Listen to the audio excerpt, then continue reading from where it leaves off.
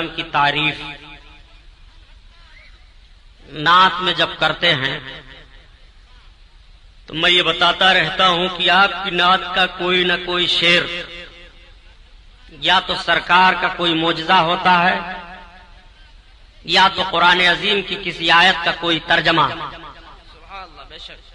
یا تو آقا کریم صلی اللہ علیہ وسلم کی مقدس زندگی پاک کا کوئی گوشہ. جیسے سرکار اعلی حضرت عظیم البرکت اپنے آقا صلی اللہ تعالی علیہ وسلم کی تعریف اس طرح سے عرض کرتے ہیں: یا رسول اللہ لم یات نذیرو کفی نظر، لم یات نذیرو کفی نظر، مثل تو نشد پیدا جانا، جگراج کو تاج تورے سر سوہے، تجھ کو شہید سرا جانا، البحر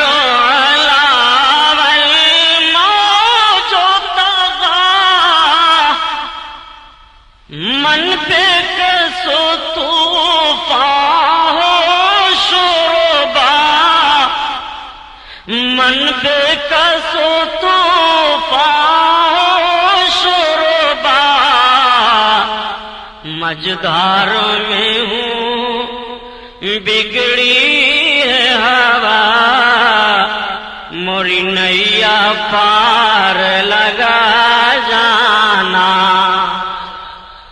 مجدھار میں ہوں بگڑی ہے ہوا، موری نیا پار لگا جانا. اعلی حضرت کے شعر میں تلمیح ہے. جب آپ حج کرنے کے لیے جا رہے تھے تو اس وقت یہ پانی والا جہاز چلتا تھا. آپ جب اس پر سوار ہوئے، جہاز چلا اور بھی تمام حجاج تھے، تو آقا کریم صلی اللہ علیہ وسلم نے کشتی پر سوار ہونے کے وقت ایک دعا بتائی ہے. یہ آدمی جب کشتی پر سوار ہو اور وہ دعا پڑھ لے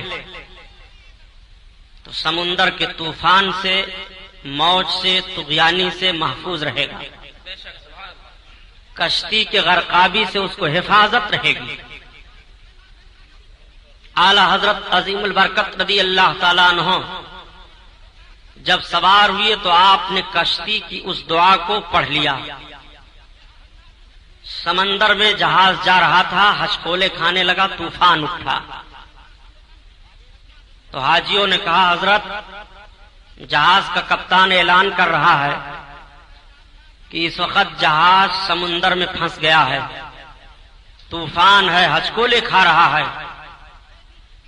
تو اعلی حضرت عظیم البرکت ارشاد فرماتے ہیں کہ اللہ کے حبیب صلی اللہ تعالی علیہ وسلم نے کشتی میں سوار ہونے کے وقت جس دعا کو بتایا ہے کہ پڑھ لو، اس کو میں پڑھ کر کے سوار ہوا ہوں.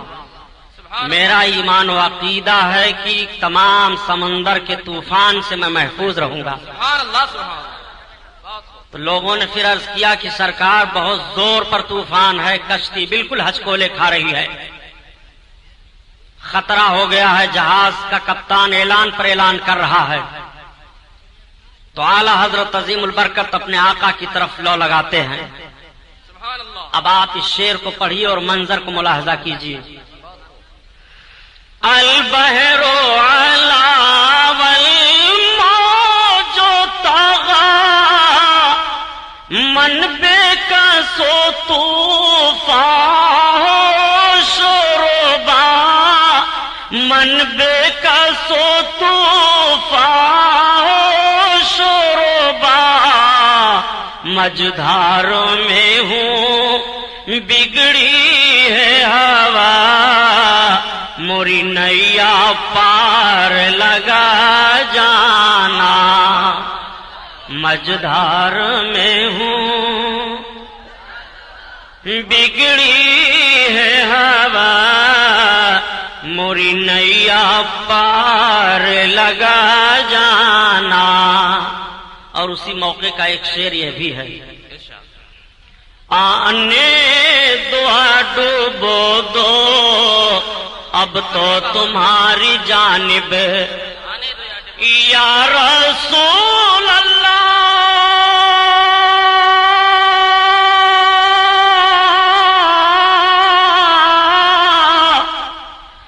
آنے دعا ڈوبو دو اب تو تمہاری جانب،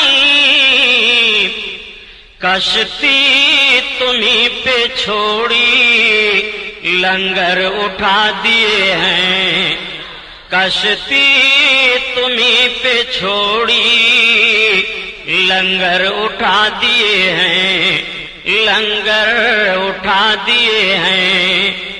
لمیات نذیر کفی نظر مثل تو نشد پیدا جانا، پیدا جانا۔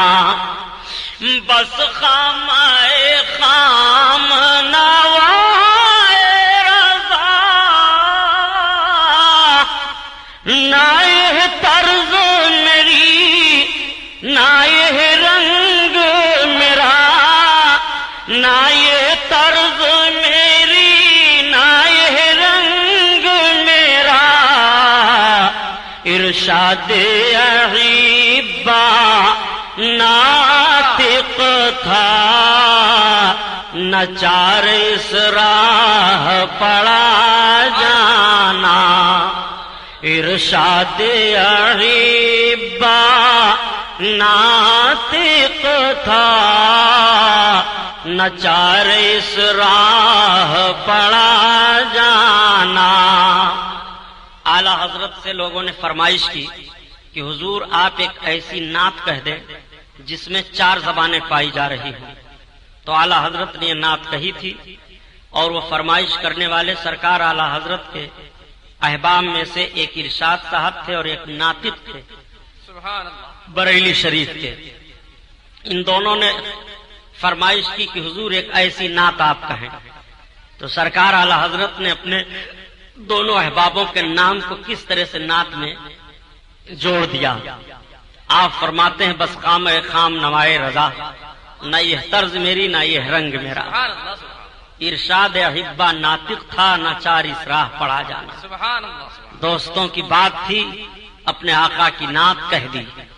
تو اعلی حضرت عظیم البرکت رضی اللہ تعالیٰ عنہ کا ایک شعر اور پڑھ لو۔ اور کوئی غیب کیا تم سے نہا ہو بھلا، اور کوئی غیب کیا تم سے نہا ہو بھلا، جب نہ خدا ہی چھپا تم پہ کروڑوں درود، طیبہ کے شمس و ضحا تم پہ کروڑوں درود، طیبہ کے بدر و دجا تم پہ کروڑوں درود۔ اور یہ شعر یاد کر لو، پڑھا کرو، تو انشاءاللہ دشمنوں کے شر سے بچے رہو گے۔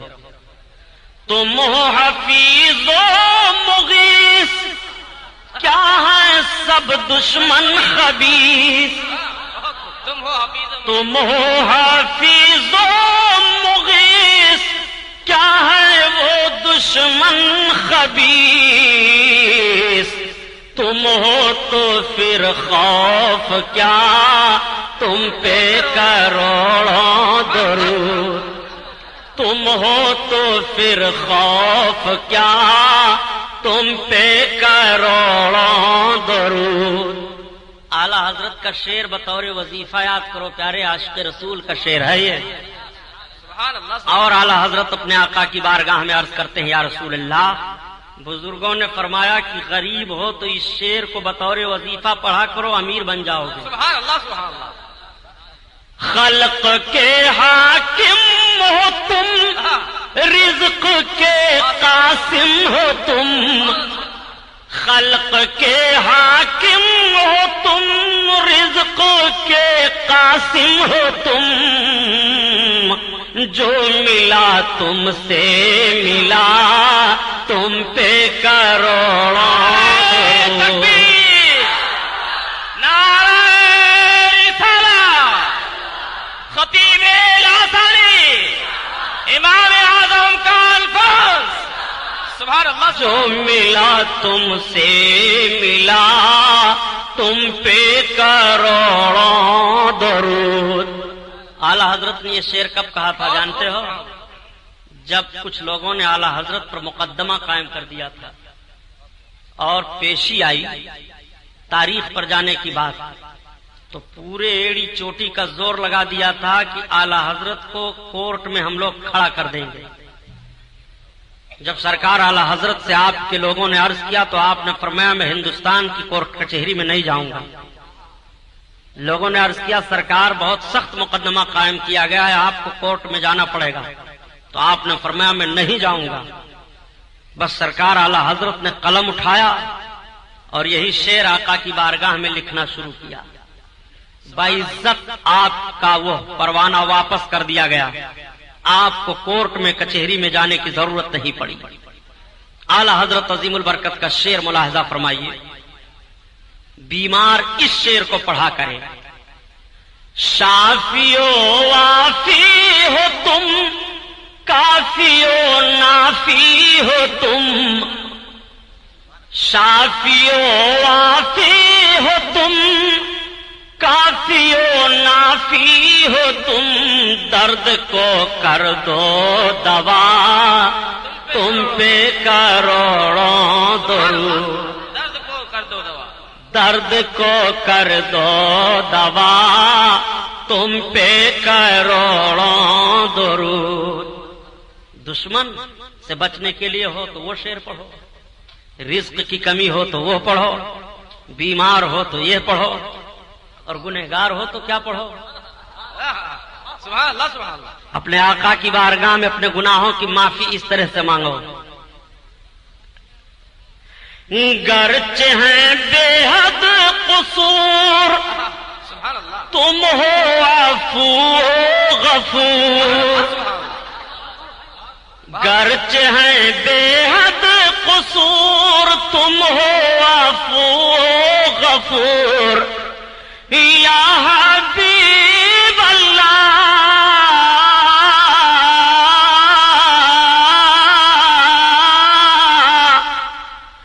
گرچہ ہیں بے حد قصور تم ہو عفو غفور، بخش دو جرم و خطا تم پہ کروڑوں درود، بخش دو جرم و خطا تم پہ کروڑوں درود۔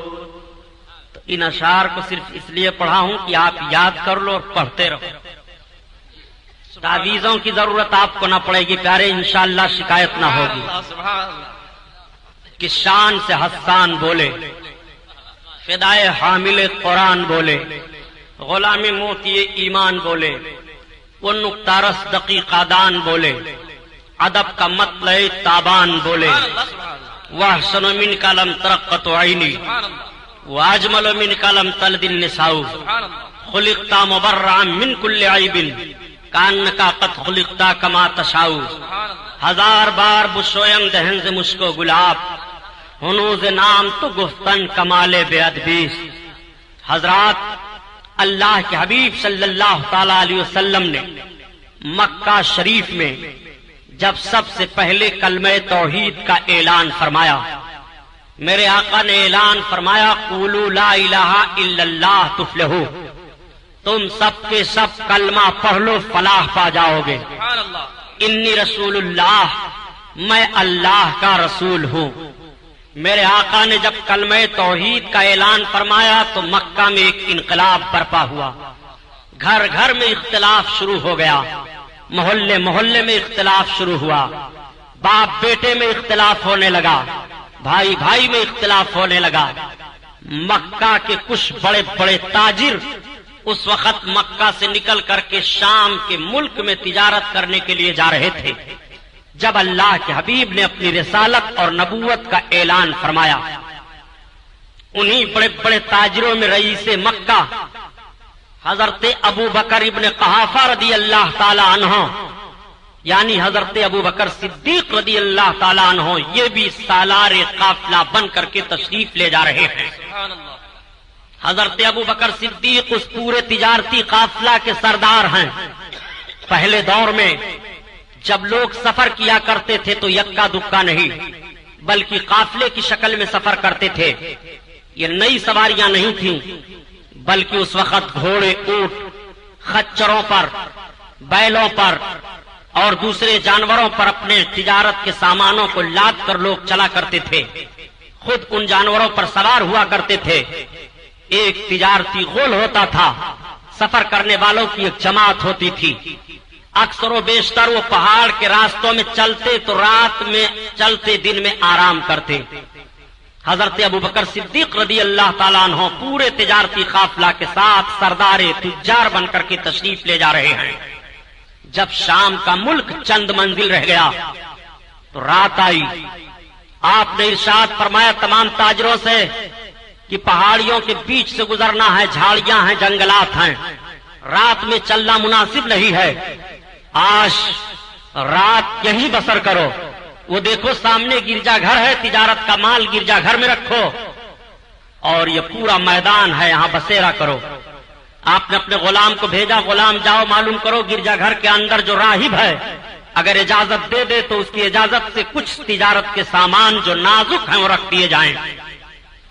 آپ کا غلام گیا. راہب کا غلام دروازہ پر بیٹھا ہوا تھا.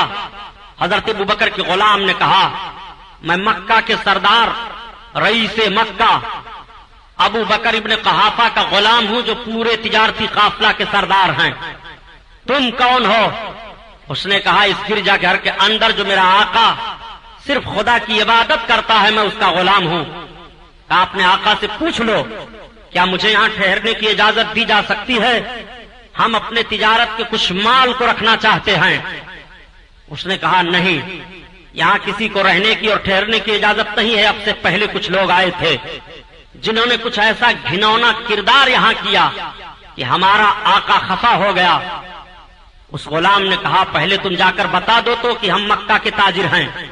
اس کے دل میں کچھ بات آئی، اٹھا اور گرجا گھر کے اندر گیا اور اپنے آقا سے کہا کہ حضور مکہ سے کچھ تجارتی لوگ آئے ہیں اور وہ تجارت کا سامان لے کر کے آئے ہیں، یہاں رکھنا چاہتے ہیں. رات ہو گئی ہے، بسیرا کرنا چاہتے ہیں، رات گزار کر پھر وہ چلے جائیں گے. اجازت آپ دیتے ہیں؟ مکہ کا نام سننا تھا کہ راہب اٹھ کر کے کھڑا ہو گیا. اس نے ایک پرانی کتاب نکالی اور نکالنے کے بعد اس میں کچھ دیکھنے لگا اور دیکھنے کے بعد کہا غلام جاؤ اس غلام سے کہہ دو کہ تم اپنے آقا کو بلا کر لاؤ. چنانچہ آیا غلام اور اس نے عرض کیا حضور چلیے راہب آپ کو بلاتا ہے. حضرت ابو بکر صدیق پہنچے. راہب دیکھا اٹھ کر کے کھڑا ہو گیا. کھڑے ہونے کے بعد پیشانی کا بوسہ لیا، ہاتھ کو ہاتھ میں لے لیا. اس نے عرض کیا اے تجارتی قافلہ کے سردار آپ ہم کو اجازت دیجئے میں آپ کو امیر المومنین کہوں. اتنا سننا تھا. حضرت ابو بکر صدیق چونک پڑے. آپ فرماتے ہیں کہ تم یہ کیا کر رہے ہو؟ میرا تو نام یہ ہے، میں مکہ کا رہنے والا ہوں، میرے شہر کا جغرافیہ یہ ہے. اس نے کہا آپ خفا نہ ہو، آپ کا نام ابو بکر ابن قحافہ ہے، آپ صدیق کے نام سے پکارے جائیں گے، آپ کو امیر المومنین کہا جائے گا. حضرت ابو بکر فرماتے ہیں آخر وجہ کیا ہے، یہ کیا بتا رہے ہو؟ اس نے کہا ایک تجار سردار آپ کو معلوم نہیں ہے، آپ کو یہ پتا نہیں ہے کہ سب سے پہلے نبی آخر الزماں کا کلمہ آپ پڑھو گے، سبحان اللہ سبحان اللہ. سب سے پہلے امیر المومنین آپ کو کہا جائے گا اور آپ کو نبی آخر الزماں صدیق کا خطاب عطا فرمائیں گے. سبحان اللہ سبحان اللہ. اور مکہ کی سرزمین پر وہ نبی آخر الزمان مبعوث ہو چکے ہیں، رسالت و نبوت کا ان کے اعلان ہو چکا ہے۔ سبحان اللہ سبحان اللہ۔ حضرت ابوبکر صدیق تڑپ گئے۔ آپ کسی طرح سے رات گزارتے ہیں، جب رات ختم ہو گئی تو وہیں اونے پونے کر کے اپنے مال کو بیچا اور تاجروں سے کہا تم ملک شام جاؤ، میں مکہ واپس جا رہا ہوں۔ حضرت ابوبکر صدیق جب مکہ واپس آئے، بہت غور سے سنو، سبحان اللہ سبحان اللہ۔ اور اگر حوالہ غلط ہو تو جو چور کی سزا وہ غلام محی الدین سبحانی کی۔ دیکھو اپنے آقا کی شان نبوت۔ حضرت ابوبکر صدیق جب مکہ میں داخل ہوئے تو ایک انقلاب برپا تھا مکہ میں، ہر طرف یہ بات گونج رہی تھی کہ محمد نے پیغمبری کا اعلان کیا ہے، اپنے رسول ہونے کا اعلان کیا ہوا۔ اعلان فرماتے ہیں کہ میرا کلمہ پڑھو فلاح پا جاؤ گے، میں اللہ کا حبیب ہوں، میں اللہ کا رسول ہوں۔ یہ اعلان مکہ کی گلیوں میں گھر گھر گونج رہا تھا، گلی گلی سے آواز آ رہی تھی۔ حضرت ابوبکر صدیق جب اپنے گھر پہنچے، تجارت کے مال کو رکھا، گھر والوں سے پوچھا یہ بتاؤ کہ تمہیں پتا ہے محمد کہاں ملیں گے؟ گھر والوں نے کہا آپ پہلے کپڑے اتاریں، کھانا پانی کھا پی لیں، سفر کے تکان سے آپ اطمینان ہو لیں۔ ان کے بارے میں یہ مشہور ہو گیا ہے کہ وہ نبوت و رسالت کا دعویٰ کر رہے ہیں۔ آپ نے فرمایا میں پہلے ان سے ملوں گا۔ گھر والوں نے کہا وہ کبھی ادھر چلے جاتے ہیں، کبھی ادھر جاتے ہیں، کبھی مکہ کے لوگوں سے مل مل کر کے اپنے کلمہ کو پیش کرتے ہیں۔ اللہ کے حبیب کی تلاش میں حضرت ابوبکر صدیق نکل پڑے تو خوشبو آ رہی تھی، اسی خوشبو کو آپ سونگھتے ہوئے چلے جا رہے ہیں۔ اب اعلیٰ حضرت کا شعر پڑھ لو تو ایمان تازہ ہو جائے۔ ان کی مہک نے دل کے غنچے کھلا دیے ہیں، جس راہ چل گئے ہیں کوچے بسا دیے ہیں، کوچے بسا دیے ہیں۔ حضرت ابوبکر صدیق لوگوں سے پتہ پوچھتے ہوئے چلے جا رہے ہیں۔ لوگ کہہ رہے ہیں اے ابوبکر ابن قحافہ، آپ ان کا پتہ پوچھ رہے ہو جو ہمارے معبودوں کو برا کہہ رہے ہیں، جو اندیکھے خدا کی عبادت کا حکم دے رہے ہیں۔ حضرت ابوبکر صدیق پتہ لگاتے لگاتے فاران کی چوٹی پر پہنچ گئے۔ فاران پہاڑی ہے، اللہ کے حبیب جلوہ افروز ہیں، کعبۃ اللہ کی طرف میرے سرکار دیکھ رہے تھے۔ اتنے میں حضرت ابوبکر صدیق سرکار کے قریب پہنچے، نگاہ نبوت پڑی۔ آقا صلی اللہ علیہ وسلم اٹھ کر کھڑے ہو گئے، ارشاد فرماتے ہیں آؤ ابوبکر ابن قحافہ آؤ، آؤ ابوبکر ابن قحافہ آؤ۔ ایک جملہ اور میں عرض کرتا چلو پیارے، امتی کے لیے نبی کھڑے ہو رہے ہیں، آپ ذرا عظمت ملاحظہ فرمائیے، اور امتی نبی کے لیے کھڑا ہو جائے تو اعتراض کیا جا رہا ہے۔ حضرت ابوبکر صدیق رضی اللہ تعالیٰ عنہ کے لیے میرے آقا کھڑے ہو گئے، فرماتے ہیں آؤ ابوبکر ابن قحافہ قریب آؤ۔ جب حضرت ابوبکر قریب ہوئے تو آقا ارشاد فرماتے ہیں اہلاً و سہلاً مرحبا، اہلاً و سہلاً مرحبا۔ میرے آقا کا یہ ارشاد تھا۔ حضرت ابوبکر صدیق دیوانہ وار سرکار کی بارگاہ میں پہنچ گئے، آقا نے ہاتھ میں ہاتھ لیا، ارشاد فرمایا اے ابوبکر ابن قحافہ قولوا لا الہ الا اللہ تفلحو، یہ اعلان کر دیا ہے میں نے، اے لوگو اللہ کا کلمہ پڑھو، ایک معبود کی عبادت کرو فلاح پا جاؤ گے۔ اے ابوبکر میں اللہ کا رسول ہوں، میرا کلمہ پڑھ لو۔ حضرت ابوبکر صدیق رضی اللہ تعالیٰ عنہ سرکار کا مقدس چہرہ دیکھ رہے ہیں، دیکھتے ہوئے عرض کرتے ہیں یہ تو بتائیے کہ جو نبی ہوتا ہے رسول ہوتا ہے وہ اپنے رسالت و نبوت کی کوئی نہ کوئی نشانی پیش کیا کرتا ہے۔ اتنا کہنا تھا تب تک میرے آقا نے ارشاد فرمایا اے ابوبکر ابن قحافہ جو گرجا گھر کے اندر راہب نے تمہیں بشارت دی ہے، کیا میری نبوت کے لیے کافی ہے کہ نہیں؟ کیا میری نبوت کے لیے تمہارے لیے دلیل ہے کہ نہیں؟ اتنا حضرت ابوبکر صدیق سے آقا کا فرمانا تھا۔ حضرت ابوبکر صدیق عرض کرتے ہیں یا رسول اللہ میں جان گیا بس تیری پہچان یہی ہے، مجھے کلمہ پڑھائیے، اسلام میں داخل کیجیے۔ اللہ کے حبیب نے سرکار ابوبکر کو کلمہ پڑھایا اور اسلام میں داخل فرما لیا۔ سبحان اللہ سبحان اللہ۔ اب آپ جملہ پر غور کرو، حضرت ابوبکر صدیق کے اندر کلمہ پڑھنے کی تحریک کیسے پیدا ہوئی؟ اسی بنیاد پر تو کہ گرجا گھر کے اندر بات مجھ سے اور راہب سے ہو رہی ہے، شام کے راستے میں، اور مکہ میں اس کی خبر محمد رکھ رہے ہیں۔ تعجب کا مقام ہے، پھر بھی علم غیب مصطفیٰ پر بحث کر رہے ہو۔ یہ غیب نہیں ہے تو اور کیا ہے؟ کیا یہاں حضرت جبریل علیہ السلام وہی لے کر کے آئے ہیں؟ آقا کریم صلی اللہ علیہ وسلم پر سب سے پہلے کلمہ پڑھ کر اسلام میں جس عظیم شخصیت نے داخلہ لیا، ان کے اندر علم غیب مصطفیٰ کی بنیاد پر کلمہ پڑھنے کی تحریک پیدا ہوئی۔ سبحان اللہ سبحان اللہ۔ اور آؤ اللہ کے حبیب صلی اللہ تعالی علیہ وسلم کی عظمت ملاحظہ کرو، غیب پر بات چل رہی ہے، ان روایتوں کو اس لیے ذہن نشین کرا دے رہا ہوں، روایتوں کو سمجھنے کے بعد پھر سمجھو کہ غیب کسے کہتے ہیں۔ آقا کریم صلی اللہ علیہ وسلم پر سب سے پہلے کلمہ پڑھ کر اسلام میں جس عظیم شخصیت نے داخلہ لیا، ان کے اندر علم غیب مصطفیٰ کی بنیاد پر کلمہ پڑھنے کی تحریک پیدا ہوئی۔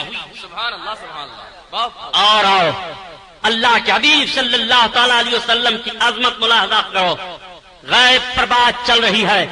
ان روایتوں کو اس لیے ذہن نشین کرا دے رہا ہوں، روایتوں کو سمجھنے کے بعد پھر سمجھو کہ غیب کسے کہتے ہیں۔ اللہ کے رسول صلی اللہ تعالی علیہ وسلم نے اعلان نبوت فرمایا، لوگ کلمہ پڑھ رہے ہیں، اسلام میں داخلہ لے رہے ہیں، ایک بھیانک جنگ ہوتی ہے جس جنگ کا نام جنگ بدر ہے، جو سب سے پہلی لڑائی لڑی گئی۔ جب جنگ بدر میں مسلمانوں کی کامیابی کا معاملہ آیا، سنو، آج اعتراض کیا جا رہا ہے کہ رسول اللہ کو غیب کہاں معلوم تھا؟ میرے آقا نے دنیا کے ایک ایک ذرے کا علم کا پتہ دے دیا ہے پیارے۔ علم مصطفیٰ سے کائنات کا کوئی ذرہ خالی نہیں ہے۔ میرے آقا کو وہ علم رب نے عطا فرمایا ہے۔ آقا کریم صلی اللہ تعالی علیہ وسلم کی خفیہ ایجنسی نے عرض کیا، یا رسول اللہ، کفاران مکہ ہم پر حملہ کر رہے ہیں۔ اللہ کے حبیب صلی اللہ تعالی علیہ وسلم نے ارشاد فرمایا، کتنے لوگ ہیں؟ عرض کرتے ہیں، یا رسول اللہ، ان کے وہاں آج 3 اونٹ ذبح ہوئے ہیں۔ سرکار نے فرمایا، اس کا مطلب وہ 1000 کے قریب ہیں۔ 1000 اسلام کے مخالفین میدان میں اتر چکے ہیں مقام بدر پر۔ اللہ کے حبیب صلی اللہ تعالی علیہ وسلم نے 313 مجاہدین کی ایک جماعت کو لیا۔ وہ کیسی جماعت تھی 313 لوگوں کی؟ ایسی جماعت تھی کہ کسی کے پاس تلوار ہے، کوئی ننگے پیر ہے، کسی کے پاس ڈھال ہے، کسی کے پاس تیر ہے، کسی کے پاس وہ بھی نہیں ہے، کسی کے پاس سر پر پگڑی بھی نہیں ہے، کسی کے جسم پر صحیح کپڑا بھی نہیں ہے۔ ایسے لوگوں کی ایک مختصر جماعت اللہ کے حبیب لے کر کے میدان میں اتر پڑے۔ میرے سرکار جب میدان میں اترے، خیمہ زن ہو گئے تو حضرت عمر فاروق اعظم کو بلایا۔ آپ نے فرمایا، عمر بن خطاب ادھر آؤ۔ حضرت عمر بن خطاب آئے، اللہ کے حبیب نے ان کے ہاتھ کو پکڑ لیا۔ ایک ہاتھ سرکار ان کا ہاتھ اپنے ایک ہاتھ میں لیے ہوئے ہیں اور دوسرے ہاتھ میں میرے آقا کے عصا شریف ہے، اور عصا شریف سے میدان میں چل کر کے میرے سرکار ایک لکیر کھینچ رہے ہیں اور ارشاد فرما رہے ہیں، اے عمر، کل اس کے اندر ابو جہل مارا جائے گا، کل اس کے اندر فلاں کافر مارا جائے گا، کل فلاں کافر یہاں مارا جائے گا۔ اللہ کے حبیب صلی اللہ تعالی علیہ وسلم نے ابو جہل کے مرنے کی لکیر کھینچ دی ہے اور جگہ بتا دی ہے۔ میں آپ سے پوچھنا چاہتا ہوں کہ مرے گا ابو جہل، کل اللہ کے حبیب خبر دے رہے ہیں، آج مرے گا اس جگہ پر، کل اللہ کے حبیب لکیر کھینچ کر بتا رہے ہیں کہ اسی دائرہ کے اندر ابو جہل مارا جائے گا۔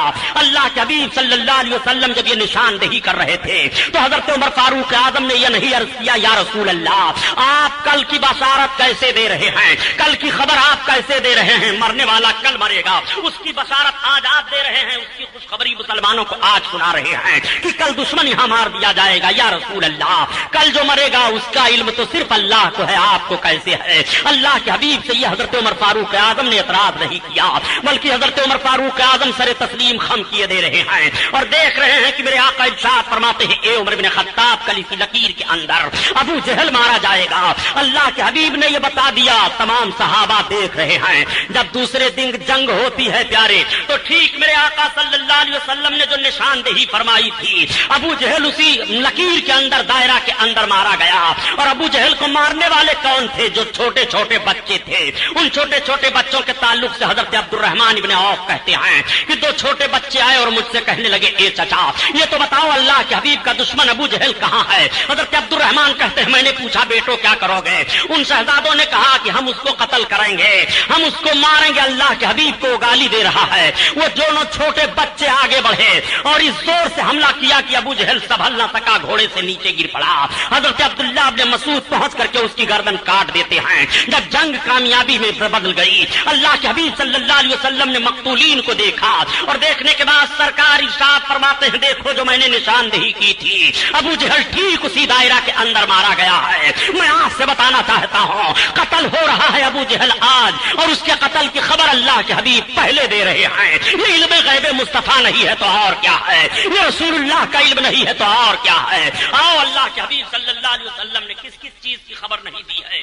نبی کونین صلی اللہ تعالیٰ علیہ وسلم جلوہ افروز ہیں. یہی مقام بدر ہے جب جنگ جیت لی گئی اور کچھ لوگ قیدی بنا لیے گئے, مدینہ شریف میں لائے گئے تو اللہ کے حبیب نے صحابہ کا اجتماع کیا اور آپ ارشاد فرماتے ہیں اے میرے صحابہ مشورہ یہ دو کہ ان قیدیوں کے تعلق سے کیا کیا جائے. جو مدینہ طیبہ میں گرفتار ہو کر کے کفار آئے ہیں, 70 لوگ تھے جو گرفتار کیے گئے تھے. ان 70 لوگوں میں اللہ کے حبیب کے چچا حضرت عباس بھی ہیں, ان 70 لوگوں میں حضرت عمرو بن عاص بھی ہیں. ایسے لوگ گرفتار کر لیے گئے ہیں. اللہ کے حبیب صلی اللہ تعالی علیہ وسلم نے مشورہ لیا, صحابہ نے مختلف مشورہ پیش کیا, لیکن جس بات پر عمل ہوا وہ یہ ہے کہ جتنے قیدی ہیں یہ فدیہ دے دے کر کے چھٹکارا حاصل کر سکتے ہیں. جن لوگوں کے پاس کچھ نہیں تھا دینے کے لیے اور وہ پڑھے لکھے تھے تو اللہ کے حبیب ارشاد فرماتے ہیں کہ یہ مدینہ طیبہ میں مسلمانوں کے بچوں کو پڑھا لکھا دے, ان کا فدیہ یہی ہے, ان کے چھوڑنے کا بدلہ یہی ہے. میرے آقا نے تعلیم پر کس طرح سے زور دیا ہے اس پر بھی غور فرمائیے. اللہ کے حبیب صلی اللہ تعالی علیہ وسلم کے سامنے حضرت عباس آپ کے چچا لائے جاتے ہیں. آپ نے فرمایا چچا جان آپ فدیہ دینا چاہتے ہو کہ آپ کے تعلق سے کچھ اور فیصلہ کیا جائے؟ تو حضرت عباس عرض کرتے ہیں کہ میرے پاس کچھ نہیں ہے. اللہ کے حبیب ارشاد فرماتے ہیں آپ کے پاس کچھ نہیں ہے, بتاؤں آپ کے پاس کیا ہے؟ تو اللہ کے حبیب نے ارشاد فرمایا سنو جو آپ کے پاس ہے. اے چچا جب آپ اپنے گھر سے چلنے لگے تھے ہم سے لڑنے کے لیے تو آپ نے چچی کو بلا کر کے اتنے 1000 درہم دیا تھا اور آپ نے کہا تھا کہ یہ تم اپنے پاس رکھو, اگر میں مارا گیا تو تمہارے لیے خرچہ ہے اور میں لوٹ کر کے آیا تو یہ تمہارے لیے ہے. آپ نے دیا تھا کہ نہیں دیا تھا؟ حضرت عباس کہتے ہیں خدا کی قسم میرے اور میرے بیوی کے علاوہ کوئی اس رقم کو نہیں جانتا ہے. جب محمد نے بتا دیا تو میں نے جان لیا یہ شان نبی کی ہوتی ہے. یہ تکبیر, نعرہ رسالت, علماء اہل سنت, شہزادہ شعیب الاولیاء, امام اعظم کانفرنس, نعرہ تکبیر, نعرہ رسالت. سبحان اللہ. اللہ کے حبیب صلی اللہ تعالی علیہ وسلم نے اپنے چچا کے چھپے ہوئے خزانے کو بتایا یہ علم غیب نہیں ہے تو اور کیا ہے. میں آپ سے پوچھنا چاہتا ہوں کتنی چیزوں کی خبر آپ لوگ ہیں. اللہ کے رسول صلی اللہ تعالی علیہ وسلم کی بارگاہ میں ایک مرتبہ حضرت انس رضی اللہ تعالیٰ عنہ ایک صحابی ہیں جو 10 برس تک سرکار کی خدمت کرتے رہے بچپن سے لے کر کے. وہ کہتے ہیں کہ ایک مرتبہ میرے دل میں ایک بات پیدا ہوئی کہ میں اللہ کے حبیب سے پوچھ لوں یا رسول اللہ آپ ہمیں جنت دلائیں گے کہ نہیں, لیکن میری ہمت نہیں ہو رہی تھی پوچھنے کی. ادب کی بنیاد پر حضرت انس بن مالک فرماتے ہیں کہ ایک روز دیہات سے ایک صحابی آئے اور آنے کے بعد سرکار کے پیچھے نماز ادا کرتے ہیں اور نماز ادا کرنے کے بعد آقا کی بارگاہ میں بیٹھ گئے اور عرض کرتے ہیں یا رسول اللہ صلی اللہ تعالی علیہ وسلم میں آپ سے کچھ پوچھنا چاہتا ہوں یا رسول اللہ. تو میرے آقا نے ارشاد فرمایا بتاؤ کیا پوچھنا چاہتے ہو؟ وہ عرض کرتے ہیں یا رسول اللہ یہ پوچھنا چاہتا ہوں کہ سرکار قیامت کب آئے گی. اب آپ ذرا غور فرمائیے. آج ایک جملہ یہ بھی کہا جاتا ہے کہ اگر نبی صلی اللہ تعالی علیہ وسلم کو غیب کا علم ہوتا تو یہ کیوں نہ بتا دیتے کہ قیامت کب آئے گی. نادان نبی نے بتایا تو ہے کہ قیامت جمعہ کے دن آئے گی, قیامت محرم کے مہینہ میں آئے گی, قیامت جب آئے گی تو عورتوں کی کثرت ہوگی, قیامت جب قریب ہوگی تو شراب عام طور سے لوگ پیئیں گے, قیامت جب قریب ہوگی تو زنا عام طور سے کریں گے, قیامت جب قریب ہوگی تو فساق و فجار کی حکومت ہو جائے گی, قیامت جب قریب ہوگی تو مسجدوں میں زور زور سے چلائیں گے, قیامت جب قریب ہوگی تو شریفوں کو رذیل سمجھا جائے گا, قیامت جب قریب ہوگی تو دولت کی کثرت ہو جائے گی, قیامت جب قریب ہوگی تو بازاروں کی کثرت ہو جائے گی, قیامت جب قریب ہوگی تو دوستوں کی قدر کریں گے, ماں باپ کی نافرمانی کریں گے, قیامت جب قریب ہوگی تو عورتیں حکومت کریں گی, قیامت جب قریب ہوگی تو ننگے پیر ننگے بدن والے محلوں میں فخر کریں گے, چرواہے حکومت کریں گے. اللہ کے حبیب نے ساری باتیں بتا دی ہیں. آقا فرماتے ہیں قیامت جب قریب آئے گی تو زمین اپنے خزانے کو اگل دے گی, قیامت جب قریب آئے گی تو دابۃ الارض نکلے گا, قیامت قریب آئے گی تو حضرت عیسیٰ علیہ السلام نزول فرمائیں گے, قیامت آئے گی اس سے پہلے حضرت مہدی علیہ السلام کا ظہور ہوگا, قیامت کا معاملہ ہوگا تو حضرت مہدی رضی اللہ تعالیٰ عنہ کا ظہور ہوگا, ان کا خطبہ پڑھا جائے گا. قیامت جب قریب آئے گی تو اس طرح کی نشانیاں ظاہر ہوں گی, علم اٹھ جائے گا. قیامت قریب آئے گی, قیامت کی بڑی بڑی نشانیوں کو اللہ کے حبیب صلی اللہ علیہ وسلم نے بتا دیا. میرے آقا ارشاد فرماتے ہیں قیامت قیامت جب قریب آئے گی تو عورتیں لباس پہنے ہوئے بھی ننگی دکھائی دیں گی. لباسات عریانات، عورتیں لباس پہنے ہوئے بھی ننگی دکھائی دیں گی. اللہ کے حبیب ارشاد فرماتے ہیں کہ قیامت جب قریب آئے گی تو عورتیں مردوں کا شکل اختیار کریں گی اور مرد عورتوں کی شکل اختیار کریں گے. بتاؤ ماحول ہے کہ نہیں؟ اللہ کے حبیب صلی اللہ علیہ وسلم نے ایک ایک نشاندہی کر دی ہے. میرے سرکار نے سن کا تعین نہیں فرمایا. آقا تاریخ تو بتا رہے ہیں کہ جمعہ کے دن آئے گی محرم کے مہینہ میں، 10 محرم کو قیامت آئے گی، مگر میرے سرکار نے سن کا تعین نہیں فرمایا. اس کی وجہ یہ ہے پیارے کہ اگر سن کا تعین کر دیتے میرے سرکار تو نظام کائنات درہم برہم ہو جاتا. اگر یہ بتا دیا جاتا فلاں سن میں قیامت آئے گی تو پھر نہ کوئی ملک تعمیر ہو سکتا تھا، نہ کوئی آدمی مکان بناتا، نہ کوئی شادی بیاہ کرتا کہ فلاں سن میں قیامت آنے والی ہے، ضرورت ہی ہے کیا سب کرنے دھرنے کی. دیکھو مرنا حق ہے، سب جانتے ہیں کہ مرنا ہے، لیکن اگر کوئی یہ جان جائے کہ میں فلاں دن مر جاؤں گا تو اللہ ماشاء اللہ اگر اکثریتی طبقہ یہ جان لے میں فلاں دن مر جاؤں گا تو نہ تو وہ شادی کرے گا، نہ تو اپنے بچوں کا انتظام کرے گا، نہ تو مکان بنائے گا، نہ تو تجارت کرے گا. اسے یہ معلوم ہے کہ ہاں مرنا ہے، مگر وہ تاریخ نہیں جان رہا ہے کب مجھے مرنا ہے. مقصد اپنی زندگی کا حاصل کرنے کے لیے اپنے کام کی رفتار کو بڑھائے جا رہا ہے. میرے آقا کو معلوم ہے کہ کس سن میں قیامت آئے گی، مگر نظام قدرت درہم برہم نہ ہونے پائے. اس بنیاد پر نبی نے سن کا تعین نہیں فرمایا. سبحان اللہ سبحان اللہ. نعرہ تکبیر، نعرہ رسالت، نبی شعیب الاولیاء، نعرہ تکبیر. سبحان اللہ. سن کا تعین نہ کرنے پر ظالموں نے فیصلہ کر لیا کہ نبی کو معلوم نہیں کہ قیامت کب آئے گی.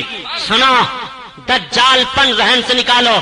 اللہ کے حبیب صلی اللہ علیہ وسلم سے جب انہوں نے عرض کیا یا رسول اللہ قیامت کب آئے گی تو نبی نے انکار نہیں فرمایا کہ میں نہیں جانتا قیامت کب آئے گی. آقا صلی اللہ علیہ وسلم ارشاد فرماتے ہیں یہ تو بتاؤ تم نے قیامت کے لیے کون سی تیاری کر رکھی ہے. اب صحابی کا عرض سنو. جب میرے آقا نے یہ ارشاد فرمایا تو عرض کرتے ہیں یا رسول اللہ میں نے کوئی تیاری نہیں کر رکھی ہے. ہاں یا رسول اللہ اتنا ضرور ہے. صحابی نے اپنا عمل نہیں پیش کیا، اپنی نیکیوں کو نہیں شمار کرایا کہ میں یہ نیک کام کرتا ہوں قیامت کے لیے، میں یہ بھلائیاں کرتا ہوں قیامت کے دن کے لیے.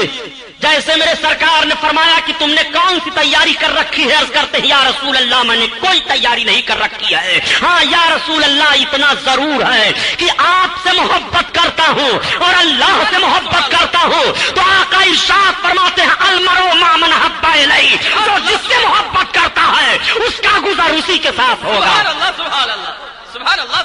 نعرہ تکبیر، نعرہ رسالت، امام اعظم کانفرنس. اب حضرت انس رضی اللہ تعالیٰ عنہ کہتے ہیں کہ اب میرے اندر جرات پیدا ہوئی، ہمت ہوئی کہ لاؤ میں اپنے آقا سے اپنا انجام پوچھ لوں. تب عرض کرتے ہیں یا رسول اللہ اور قیامت میں میرے لیے جنت کا معاملہ. سرکار فرماتے ہیں انس میں قیامت میں تم کو جنت دلاؤں گا. قربان جائیے صحابی پر. صحابی نے قیامت کے تعلق سے اللہ کے حبیب سے سوال عرض کیا. آقا کریم صلی اللہ تعالی علیہ وسلم کی بارگاہ میں، میرے سرکار کی بارگاہ میں ایک صحابی حاضر آئے. بہت پتے کی بات عرض کر رہا ہوں، اس کو نوٹ کرو. ان کی اونٹنی غائب ہو گئی تھی. جب سرکار کی بارگاہ میں وہ حاضر ہوئے ان کی اونٹنی غائب ہو گئی. پہلے یہ عقیدہ بنا ہوگا کہ نبی سے پوچھو بتائیں گے تب تو آئے. پہلے صحابی کے ذہن و فکر میں بات آئی ہوگی تب تو وہ سرکار کی بارگاہ میں آ رہے ہیں. ذرا ذہن پر زور دے کر کے سمجھیے کہ صحابی تلاش نہیں رہے ہیں، بلکہ جب اونٹنی غائب ہو گئی تو اس کو آقا کی بارگاہ میں آ رہے ہیں تلاشنے کے لیے. اور سرکار کی بارگاہ میں حاضر ہو کر عرض کرتے ہیں یا رسول اللہ ایک فریاد لے کر کے سرکار میں آیا ہوں. آقا فرماتے فریاد؟ ہاں یا رسول اللہ کون سی بات ہے؟ عرض کرتے ہیں یا رسول اللہ میری اونٹنی غائب ہو گئی ہے. آپ واقعہ سنانا مقصد نہیں ہے، جو بات ذہن و فکر میں اتارنا چاہتا ہوں اس کو ذہن میں بٹھاؤ. علم غیب کے تعلق سے آج تمہارے اعتراض کا جنازہ نکال دوں گا. انشاءاللہ. صحابی رسول سرکار کی بارگاہ میں حاضر ہو کر پوچھ پوچھ رہے ہیں یا رسول اللہ میری اونٹنی غائب ہو گئی ہے. پتا چلا کہ صحابی کے ذہن و فکر میں پہلے یہ بات بس گئی ہے کہ نبی سے چل کر کے پوچھو, نبی بتائیں گے. اگر یہ بات ہوتی کہ نبی نہیں جانتے ہیں چھپی ہوئی چیزوں کو اور پوشیدہ چیزیں نبی کے علم میں نہیں ہے تو صحابی نبی کی بارگاہ میں نہیں آتے. نبی کی بارگاہ میں اس لیے آ رہے ہیں کہ پہلے ان کا عقیدہ ہو چکا ہے کہ نبی چھپی ہوئی چیز کو بتا دیں گے. سبحان اللہ سبحان اللہ.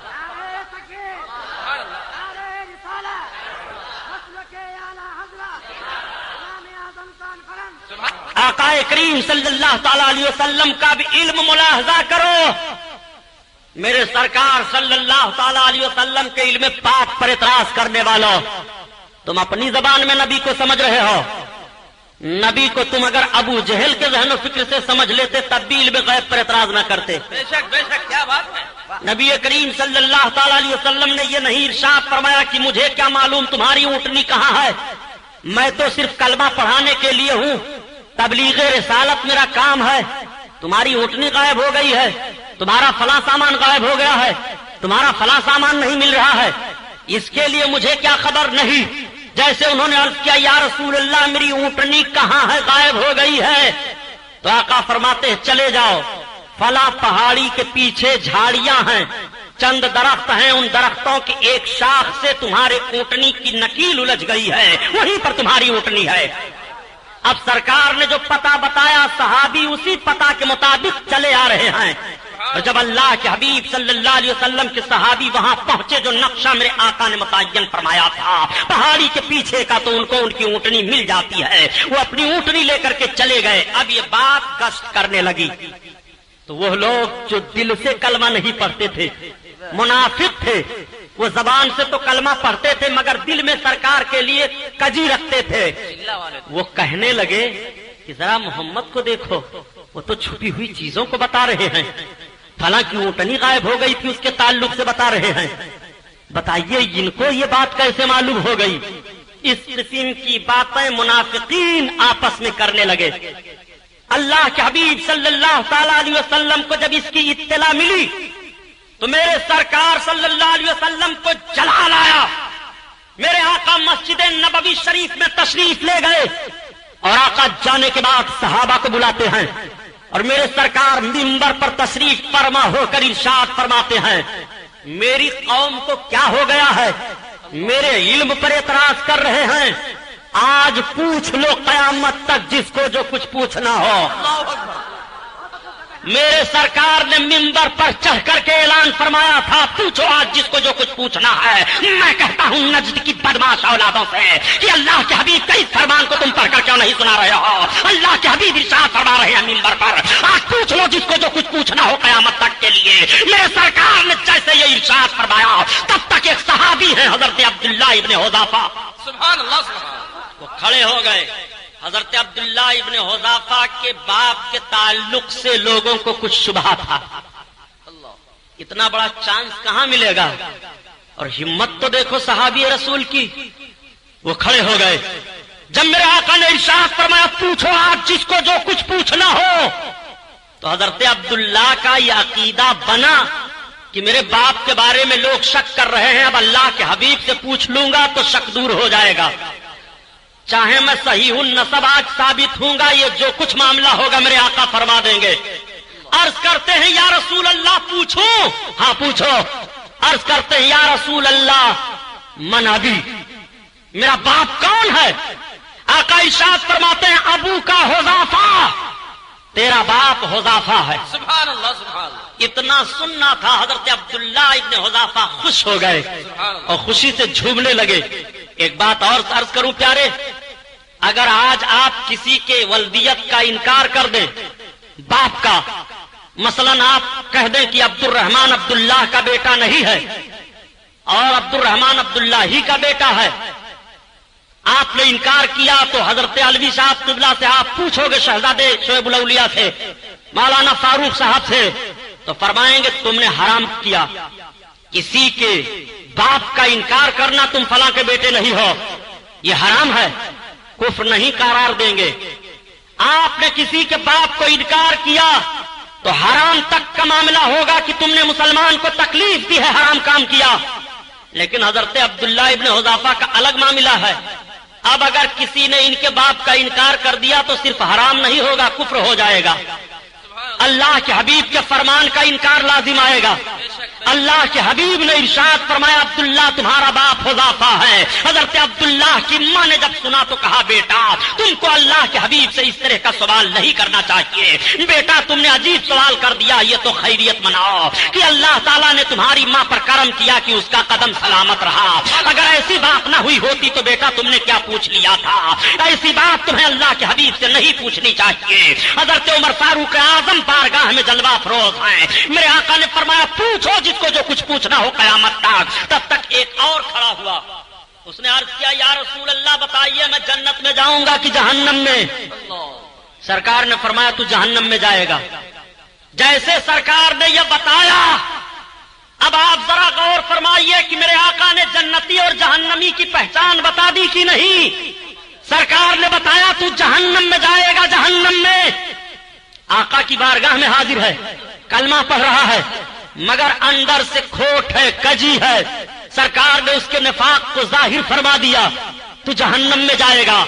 حضرت عمر فاروق اعظم نے دیکھا کہ اگر ایسے ہی لوگ کے بعد دیگرے پوچھتے رہے تو نہ جانے کتنے راز ظاہر ہو جائیں گے۔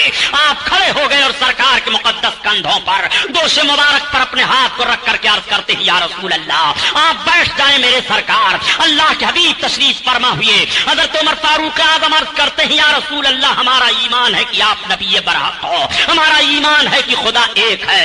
یا رسول اللہ ہمارا ایمان ہے کہ اللہ عبادت کے لائق ہے، اسلام میرا مذہب ہے۔ اے اللہ کے حبیب اگر ہم میں سے کسی نے آپ کو کچھ کہہ دیا ہے تو اس کی معافی ہم مانگ رہے ہیں، اللہ کے حبیب معاف فرما دیجئے۔ آقا ارشاد فرماتے ہیں جاؤ میں نے معاف کر دیا۔ سبحان اللہ سبحان اللہ۔ اس کو کیوں نہیں بیان کرتے؟ یہ علم غیب نہیں ہے تو کیا ہے؟ یہ نبی کے علم غیب ہی پر تو اعتراض ہوا تھا جب سرکار نے منبر پر کھڑے ہو کر کہا تھا پوچھو جس کو جو کچھ پوچھنا ہے، معلوم کرو قیامت تک میں بتاؤں گا۔ میرے سرکار نے چیلنج کیا تھا، آج بحث کر رہے ہو کہ نبی کو غیب کا علم نہیں ہے۔ اگر نبی کو غیب کا علم مان لو گے اور خدا بھی غیب جانتا ہے تو پھر دونوں میں فرق کیا رہے گا؟ نادان میں کہتا ہوں تیرے عقل کے مطابق کہ نبی کے لیے تو چیزیں پوشیدہ ہیں، خدا کے لیے کون سی چیز پوشیدہ ہے؟ جو تو خدا کے لیے کہے گا کہ خدا غیب جانتا ہے، خدا کے لیے تو ساری چیزیں ظاہر ہے، جو چیزیں وجود میں ہیں وہ بھی ظاہر ہے اور جو چیزیں عدم میں ہیں وہ بھی ظاہر ہے۔ خدا کے علم پر تو کوئی ذرہ پوشیدہ ہے ہی نہیں۔ نعرہ تکبیر، نعرہ رسالت۔ ہماری ماں نے دودھ پلایا ہے تو 5 منٹ بھیڑ میں غیب پر گفتگو اپنے مولویوں سے کروا لو۔ مسلمانوں کو گمراہ نہ کرو۔ یہ دجال حرام خور جماعت نبی کے علم غیب پر اعتراض کر رہے ہیں کہ نبی کو غیب مان لو گے تو اللہ کے لیے بھی غیب ہے، یہ شرک ہو جائے گا۔ پاگل، رب کے لیے کون سی چیز پوشیدہ ہے؟ سن، رب کے لیے اس لیے غیب کا علم لفظ بولا جاتا ہے کہ جو چیزیں عدم میں ہمارے لیے ابھی ہیں ہم ان چیزوں کے تعلق سے اپنی معلومات کی بنیاد پر کہہ رہے ہیں کہ رب تعالیٰ ان چیزوں کو بھی جان رہا ہے اور جو چیزیں وجود میں آ گئی ان کو بھی جان رہا ہے، ذرہ ذرہ کو بھی جان رہا ہے۔ تو جو چیزیں ابھی عدم میں ہیں وجود میں نہیں آئی ہیں ان چیزوں کا بھی عالم رب ہے اور جو وجود میں آ گئی ہیں ان کا بھی عالم رب ہے۔ ہم اپنے طور پر اپنی تفہیم کے لیے رب کی طرف اس لفظ کی نسبت کر رہے ہیں کہ رب تعالیٰ ساری چیزوں کو جانتا ہے۔ سبحان اللہ سبحان اللہ۔ سنو، غیب غیب چلاتے ہو، نبی کو غیب ہے کہ نہیں ہے؟ غیب ہے کہ نہیں ہے؟ آؤ سنو، اٹھاؤ قرآن پاک کا 10واں پارہ سورہ توبہ اس کا 13واں رکوع۔ اللہ کے حبیب صلی اللہ تعالی علیہ وسلم کے صحابہ جب لشکر کشی کر کے آگے بڑھنے لگے روم کی طرف تو 2 صحابی ایسے تھے، 2 یا 3 تھے، اس میں کہنے لگے کہ بتاؤ محمد کا خیال یہ ہے کہ ہم ملک روم پر غالب آ جائیں گے؟ آقا کریم صلی اللہ علیہ وسلم کے خیال کو ہلکا سمجھا، آپس میں باتیں کر رہے ہیں۔ رب تعالیٰ نے آیت نازل فرما دی لا تعتذروا قد کفرتم بعد ایمانکم، بہانے نہ بناؤ، تم ایمان لانے کے بعد کافر ہو چکے۔ جب یہ آیت کریمہ نازل ہوئی تو سرکار نے بلایا آؤ ادھر، کیا کہہ رہے تھے تم لوگ راستے میں؟ تو عرض کرتے ہیں یا رسول اللہ ہم کچھ نہیں کہہ رہے تھے، سرکار ہم صرف راستہ کاٹنے کے لیے۔ یا رسول اللہ ہم نے صرف اتنا ہی کہا تھا کہ رسول اللہ صلی اللہ علیہ وسلم کا خیال ہے کہ ہم ملک روم پر غالب آ جائیں گے. آقا کریم صلی اللہ علیہ وسلم ارشاد فرماتے ہیں اب تم بہانے نہ بناؤ. یہ دیکھو آیت نازل ہو چکی ہے لا تعتذروا قد کفرتم بعد ایمانکم. ایمان لانے کے بعد تم کافر ہو چکے. علم غیب مصطفیٰ کو ہلکا سمجھا تھا تو رب تعالیٰ قرآن میں آیت نازل فرما رہا ہے کہ تم میرے محبوب کے علم پاک کا انکار کرو گے. اگر تم ایمان والے تھے مگر اب بے ایمان ہو چکے ہو, اب کافر ہو چکے ہو, بہانہ نہ بناؤ. یہیں سے پتا چلا کہ اگر ایمان والا ہے کوئی اور نبی کی شان میں ذرہ برابر توہین کرے گا تو بے ایمان ہو جائے گا. سرکار کی شان میں ذرہ برابر بھی ایک کلمہ کہے گا توہین کا تو اس کا ایمان چلا جائے گا. اور عرض کروں ایک بات, حضرت عیسیٰ علیہ الصلوۃ والتسلیم کو پیغمبر سب مانتے ہیں نا. حضرت عیسیٰ پیغمبر علیہ الصلوۃ والتسلیم کا حال یہ تھا کہ اگر کوئی کچھ کھا کر کے آتا تو آپ بتا دیتے, اور گھر میں چھپا کر کے آتا تو آپ بتا دیتے. یہ قرآن میں رب ارشاد فرماتا ہے کہ عیسیٰ تم کو خبر دے رہے ہیں جو تم کھا کر کے آ رہے ہو ان چیزوں کی بھی, اور جو تم اپنے گھروں میں چھپا کر آ رہے ہو ان چیزوں کی بھی. تو حضرت عیسیٰ علیہ السلام کے لیے غیب مانو اور نبی کے لیے غیب تسلیم کرو تو مشرک ہو جاؤ گے. حضرت عیسیٰ علیہ السلام کو اگر یہ انکار کر دو کہ وہ چھپی ہوئی چیزوں کو نہیں بتا پاتے تھے تو تمہارا اسلام میں داخلہ ہی نہیں رہے گا. نادان حضرت عیسیٰ علیہ السلام کے لیے اگر تو یہ مان لے تو تیرا داخلہ اسلام میں نہیں رہے گا. اور تو پیغمبر کا کلمہ پڑھتے ہوئے پیغمبر کے لیے جب یہ ذہن رکھے گا کہ نبی کو غیب کا علم نہیں تھا تب تو اسلام میں کیسے رہ جائے گا. اور سنو, نبی کونین صلی اللہ تعالی علیہ وسلم کے علم پاک کی بات چلی ہے. میرے سرکار کو علم غیب کیسے کیسے حاصل ہے. یہ کہتے ہیں اگر نبی کو غیب کا علم تھا تو حضرت عائشہ کا جب ہار غائب ہوا تب کیوں نہیں بتایا. حضرت عائشہ کا ہار غائب ہوا نبی نے نہیں بتایا, اس کا مطلب نبی کو علم غیب نہیں ہے. نبی پاک کے مقدس نالین میں نجاست لگ گئی تھی. اگر نبی کو معلوم ہوتا غیب تو کیوں نجاست لگ جاتی. نبی کے چارپائی کے نیچے کتے کا پلہ تھا, اگر وہ کتا کا پلہ جان جاتے تو کیوں بتاتے نا. نبی کو علم غیب تھا تو کھانے میں زہر ملایا گیا, کیوں نہیں بتایا. نبی کو علم غیب تھا تو صحابہ پر دیواریں گرائی جانے کا مقصد تمام کیا تھا یہودیوں نے اور گرایا تھا, کیوں نہیں بتایا. کیوں صحابیوں کو بھیج دیا. ان ساری باتوں کو یہ لاتے ہیں کہ نبی کو علم غیب نہیں تھا.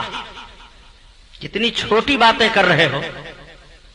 اگر میرے سرکار نے کسی چیز کو بتایا نہیں تو اس کی دلیل یہ ہے کہ نہیں جانتے تھے. حضرت عائشہ کا ہار غائب ہوا تو کیا کسی صحابی نے یہ پوچھا تھا کہ یا رسول اللہ آپ بتاؤ عائشہ کا ہار کہاں ہے. نہیں. جب حضرت عائشہ صدیقہ ام المومنین پیچھے رہ گئی تھی اور آپ پر ظالموں نے الزام قائم کیا تھا, اب آپ کی بیوی پر الزام قائم ہوا تھا, اگر میرے سرکار اپنی طرف سے اپنے بیوی کی صفائی پیش کر دیتے تو منافقین ہنستے کہ یہ نبی کے بیوی کی بات تھی محمد کی, اس لیے انہوں نے یہ صفائی پیش کر دی ہے. میرے سرکار خاموش رہے. نبی کو علم غیب ہے کہ مجھے عائشہ کے ہار کو بتانے کی ضرورت کیا ہے اور عائشہ کی صفائی دینے کی ضرورت کیا ہے. میرا رب عائشہ کے تعلق سے صفائی کی آیت نازل فرمانے والا ہے, اس لیے میرے رسول صلی اللہ علیہ وسلم نہیں بتا رہے ہیں. یہ علم غیب پاک کی دلیل ہے کہ رسول خاموش ہے کہ آیت اترنے والی ہے عائشہ کے تعلق سے, اس لیے تمہیں بولنے کی ضرورت نہیں ہے. سبحان اللہ سبحان اللہ. بہت خوب. سنا, حضرت عائشہ کا ہار غائب ہوا کیوں نہیں بتا دیا. کتے کا پلہ چارپائی کے نیچے تھا, نبی نے کیوں نہیں بتا دیا. تو سرکار نے کتے کا پلہ چارپائی کے نیچے تھا نہیں بتایا اور وہی نہیں آئی اتنی دیر تک کے لیے, تو اس کا مطلب وہ غیب نہیں جانتے تھے. ذہن پر ذرا سا زور دو. میرے سرکار فرما دیتے کہ چارپائی کے نیچے کتے کا پلہ ہے تو عقلی طور پر سوچو تم, کتے کا پلہ چارپائی کے نیچے تھا, نبی نے کیوں نہیں بتا دیا. تو سرکار نے کتے کا پلا چارپائی کے نیچے تھا نہیں بتایا اور وہی نہیں آئی اتنی دیر تک کے لیے، تو اس کا مطلب وہ غیب نہیں جانتے تھے؟ ذہن پر ذرا سا زور دو. میرے سرکار فرما دیتے کہ چارپائی کے نیچے کتے کا پلا ہے تو عقلی طور پر سوچو تم اس نہ بتانے میں کتنا راز پوشیدہ ہے. حضرت جبریل علیہ السلام حاضر ہو رہے ہیں. آقا نے ارشاد فرمایا جبریل آنے میں تاخیر. عرض کرتے ہیں یا رسول اللہ آپ کی چارپائی کے نیچے کتے کا پلا تھا، بچہ تھا. ہم فرشتے جہاں کتے ہوتے ہیں وہاں رحمت کے فرشتے نہیں آتے ہیں. حضرت جبریل علیہ السلام نے سرکار کو یہ قانون دیا. کتنی بڑی دولت ہم لوگوں کو ملنے والی تھی. میرے سرکار اگر کتے کا پلا چارپائی کے نیچے ہے اور نہیں بتا رہے ہیں تو حضرت جبریل کے ذریعہ سے یہ دولت ملنے والی ہے. حضرت جبریل آ کر بتانے والے ہیں کہ یا رسول اللہ ہم رحمت کے فرشتے اس جگہ نہیں جاتے ہیں جہاں پر کتا ہوتا ہے. اگر اللہ کے حبیب پہلے ہی بتا دیتے تو یہ نعمت تمہیں کیسے ملتی؟ حضرت جبریل کے ذریعہ سے. بہت خوب، سبحان اللہ سبحان اللہ. سرکار کا ایک ایک فعل تو قانون الہی ہے اور حکمت ہے اس میں. اللہ کے حبیب کو اگر غیب کا علم معلوم تھا تو آپ کے دروازے پر جب حضرت جابر گئے اور دروازہ کھٹکھٹایا تو سرکار نے فرمایا کون؟ تو حضرت جابر نے کہا میں.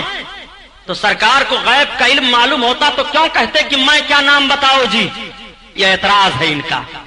اس لیے ثابت ہوا کہ نبی کو غیب کا علم نہیں ہے. اگر غیب کا علم ہوتا تو حضرت جابر کا نام سرکار کیوں پوچھتے؟ نوٹ کرو اس کو اور یاد کر لو. یاد نہیں کرتے ہو آپ لوگ، خالی بس ہے سرکار کو علم غیب تھا. وہ بول رہا ہے آپ سن رہے ہو. جبڑا پھاڑ دو ایسے لوگوں کا. یا تو ان کی باتیں سنو ہی نہیں، وہ توہین سرکار کی کرتا جا رہا ہے، تم سن رہے ہو.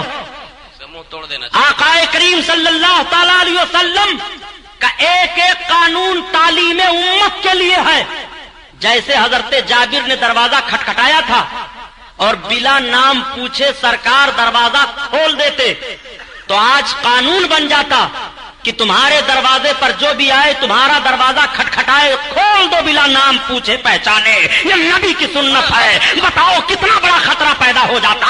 اس لیے نبی نام پوچھ رہے ہیں، میں بتانے سے کام نہیں بنے گا. تم اپنا نام بتاؤ تاکہ قانون بن جائے کہ نبی کونین نے قانون دیا ہے کہ جب کوئی کسی کے دروازہ پر پہنچے اور دروازہ کھٹکھٹائے اور جب پوچھا جائے کون تو وہ نام بتا دے. نام بتانا یہ سنت ہے اور نام پوچھنا یہ سنت ہے. سبحان اللہ سبحان اللہ. یہ دستور بن جائے. نبی کا ایک ایک فعل قانون ہے زندگی کے لیے. بتائیے اگر میرے سرکار ایسا کھول دیے ہوتے حضرت جابر کے لیے دروازہ تو آج کوئی بھی شاہ عالم سیٹھ کی آفس پر پہنچتا کھٹکھٹاتا یا نہ نام پوچھتے نہ پہچانتے، کھول دیتے کہ سرکار کی سنت ہے. اب پتہ نہیں دوست ہے کہ دشمن ہے. عبد اللطیف صاحب کے لکڑے کی دکان پر آگ لے کر کے جاتا کھٹکھٹاتا، کھولو سرکار کی سنت ہے، نہ نام پوچھو نہ گاؤں پوچھو، آگ رکھ دیتا. بتائیے تباہیاں تھی کہ نہیں، بربادیاں تھی کہ نہیں؟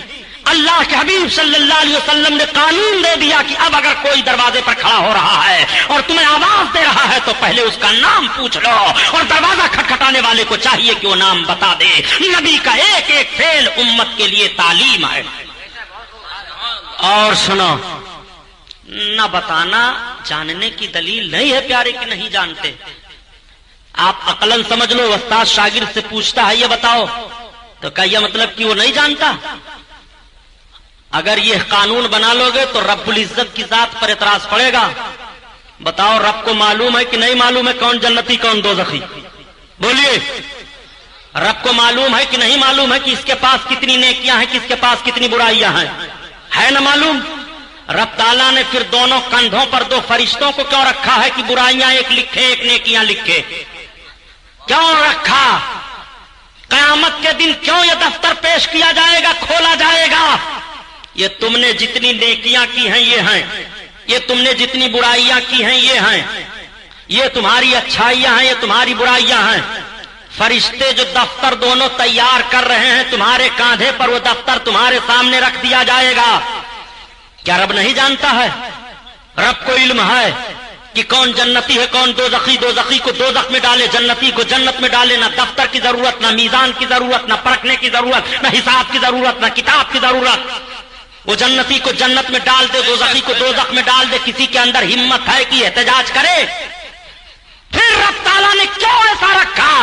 یہ نظام قدرت ہے، اس کی مشیت ہے، اس کے نظام پر، اس کی مشیت پر کسی کو کوئی اعتراض نہیں۔ رب کا نظام ہے، اس کی مشیت ہے کہ ہم تمہارا جرم تمہارے کندھے پر جو دو فرشتوں کو رکھے ہیں ان کے ذریعہ تمہارے سامنے ثابت کریں گے۔ ہم کو تو علم ہے ہی، تمہیں بھی علم ہو جائے کہ تم نے کتنا گناہ کیا ہے، کتنی اچھائیاں کی ہیں، ورنہ رب تو سب کچھ جانتا ہے۔ تو اب اگر آپ کا قانون مان لیا جائے تو کہنا پڑے گا کہ رب نہیں جانتا ہے اس لیے لکھوا رہا ہے۔ بھئی آپ تو حساب و کتاب اسی لیے رکھتے ہیں کہ آپ بھول سکتے ہیں نا، معاذ اللہ، آپ سے بھول ہو سکتی ہے تو معاذ اللہ کیا رب سے بھی بھول ہو سکتی ہے؟ کیا رب بھی نہیں جانتا ہے؟ تو آپ اپنی جانکاری کے لیے بھولنے کی بنیاد پر آپ سے بھولنا ممکن ہے، تو آپ محاسب کو رکھتے ہو، حساب و کتاب رکھتے ہو۔ معاذ اللہ یہ ذہن و فکر آپ کو خدا کے تعلق سے نہیں رکھنا پڑے گا۔ اگر آپ کا بنایا ہوا قانون استعمال کیا جائے تو رب پر اعتراض ہوگا۔ اور سنو، اللہ تعالیٰ نے حضرت موسیٰ علیہ السلام سے ارشاد فرمایا، وَمَا تِلْكَ بِيَمِينِكَ يَا موسیٰ، سبحان اللہ، اے موسیٰ تمہارے داہنے ہاتھ میں کیا ہے؟ اس واقعے کو بھی ذہن میں رکھو۔ حضرت موسیٰ علیہ السلام کے ہاتھ میں داہنے ایک لاٹھی تھی۔ جب اس لاٹھی کو آپ زمین پر رکھتے تو بہت بڑا سانپ بن جاتا، اور ہاتھ میں لیتے تو لاٹھی بن جاتی۔ اللہ تعالیٰ نے ارشاد فرمایا، وَمَا تِلْكَ بِيَمِينِكَ يَا موسیٰ، اے موسیٰ تمہارے داہنے ہاتھ میں کیا ہے؟ تو حضرت موسیٰ علیہ السلام عرض کرتے ہیں، میرے پروردگار میرے داہنے ہاتھ میں میری لاٹھی ہے، میں اس سے اپنے بکریوں پر پتے جھاڑتا ہوں، میں اس پر ٹیک لگاتا ہوں، میں اس سے اپنے دوسرے کام لیتا ہوں۔ میں آپ سے پوچھنا چاہتا ہوں، کیا رب تعالیٰ نہیں جانتا ہے تب پوچھ رہا ہے؟ نہیں نہیں، آپ کو کہنا پڑے گا کہ رب جانتا ہے۔ جب رب جانتا ہے تب پھر کیوں پوچھتا ہے؟ آپ کو کہنا پڑے گا کہ رب کا پوچھنا یہ رب کے نہ جاننے کی دلیل نہیں ہے۔ بس یہیں سے میں بھی تجھے سمجھائے دے رہا ہوں کہ اگر محبوب نے کسی چیز کے تعلق سے سوال فرما دیا یا میرے آقا نے نہیں بتایا تو نہ بتانا اور پوچھ لینا یہ نہ جاننے کی دلیل نہیں ہو سکتی ہے۔ سنو، نبی کونین صلی اللہ علیہ وسلم کے علم پاک پر اعتراض کرنے والوں، سنو سرکار نے کیسا کیسا بھید کھولا ہے، اس لیے چیخ رہے ہو کہ نبی کے علم پاک ہی کو انکار کر دو کام بن جائے گا۔ جب صحابہ سرکار کی بارگاہ میں آتے اور عرض کرتے، یا رسول اللہ یہ منافق لوگ ہیں، یہ کلمہ پڑھ کر کے بھی کافروں سے ملتے رہتے ہیں اور آپ کے تعلق سے یا رسول اللہ آپ کی برائیاں کرتے ہیں۔ میرے آقا خاموش تھے، سرکار نہیں بولتے تھے کچھ۔ وہ اتنے خبیث قسم کے منافق تھے کہ جنگوں میں جاتے تھے، لڑتے تھے، مال غنیمت لیتے تھے، مسجد نبوی میں آگے صف میں بیٹھ کر نماز پڑھتے تھے، مگر میرے سرکار ہیں خاموش ہیں۔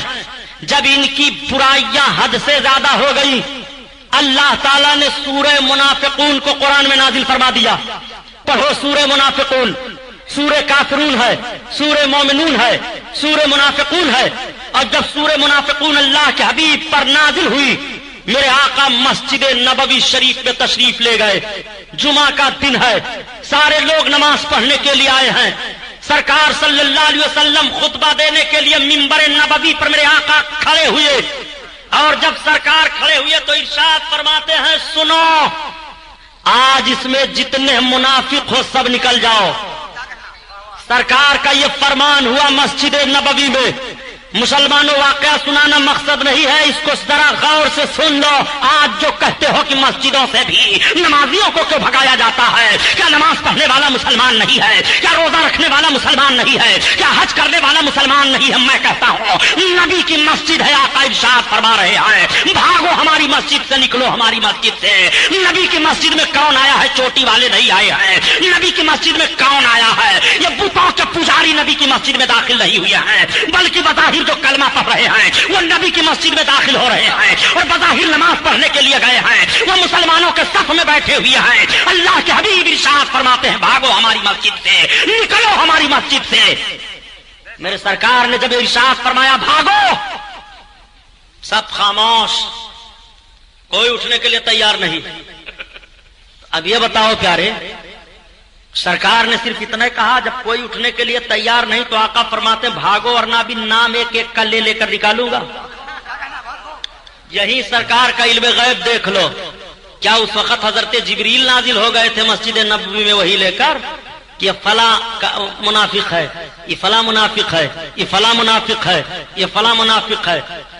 نفاق دل کے اندر ہوتا ہے، دل کے اندر منافقانہ ایک کیفیت ہے، اس کیفیت کو نبی دیکھ رہے ہیں۔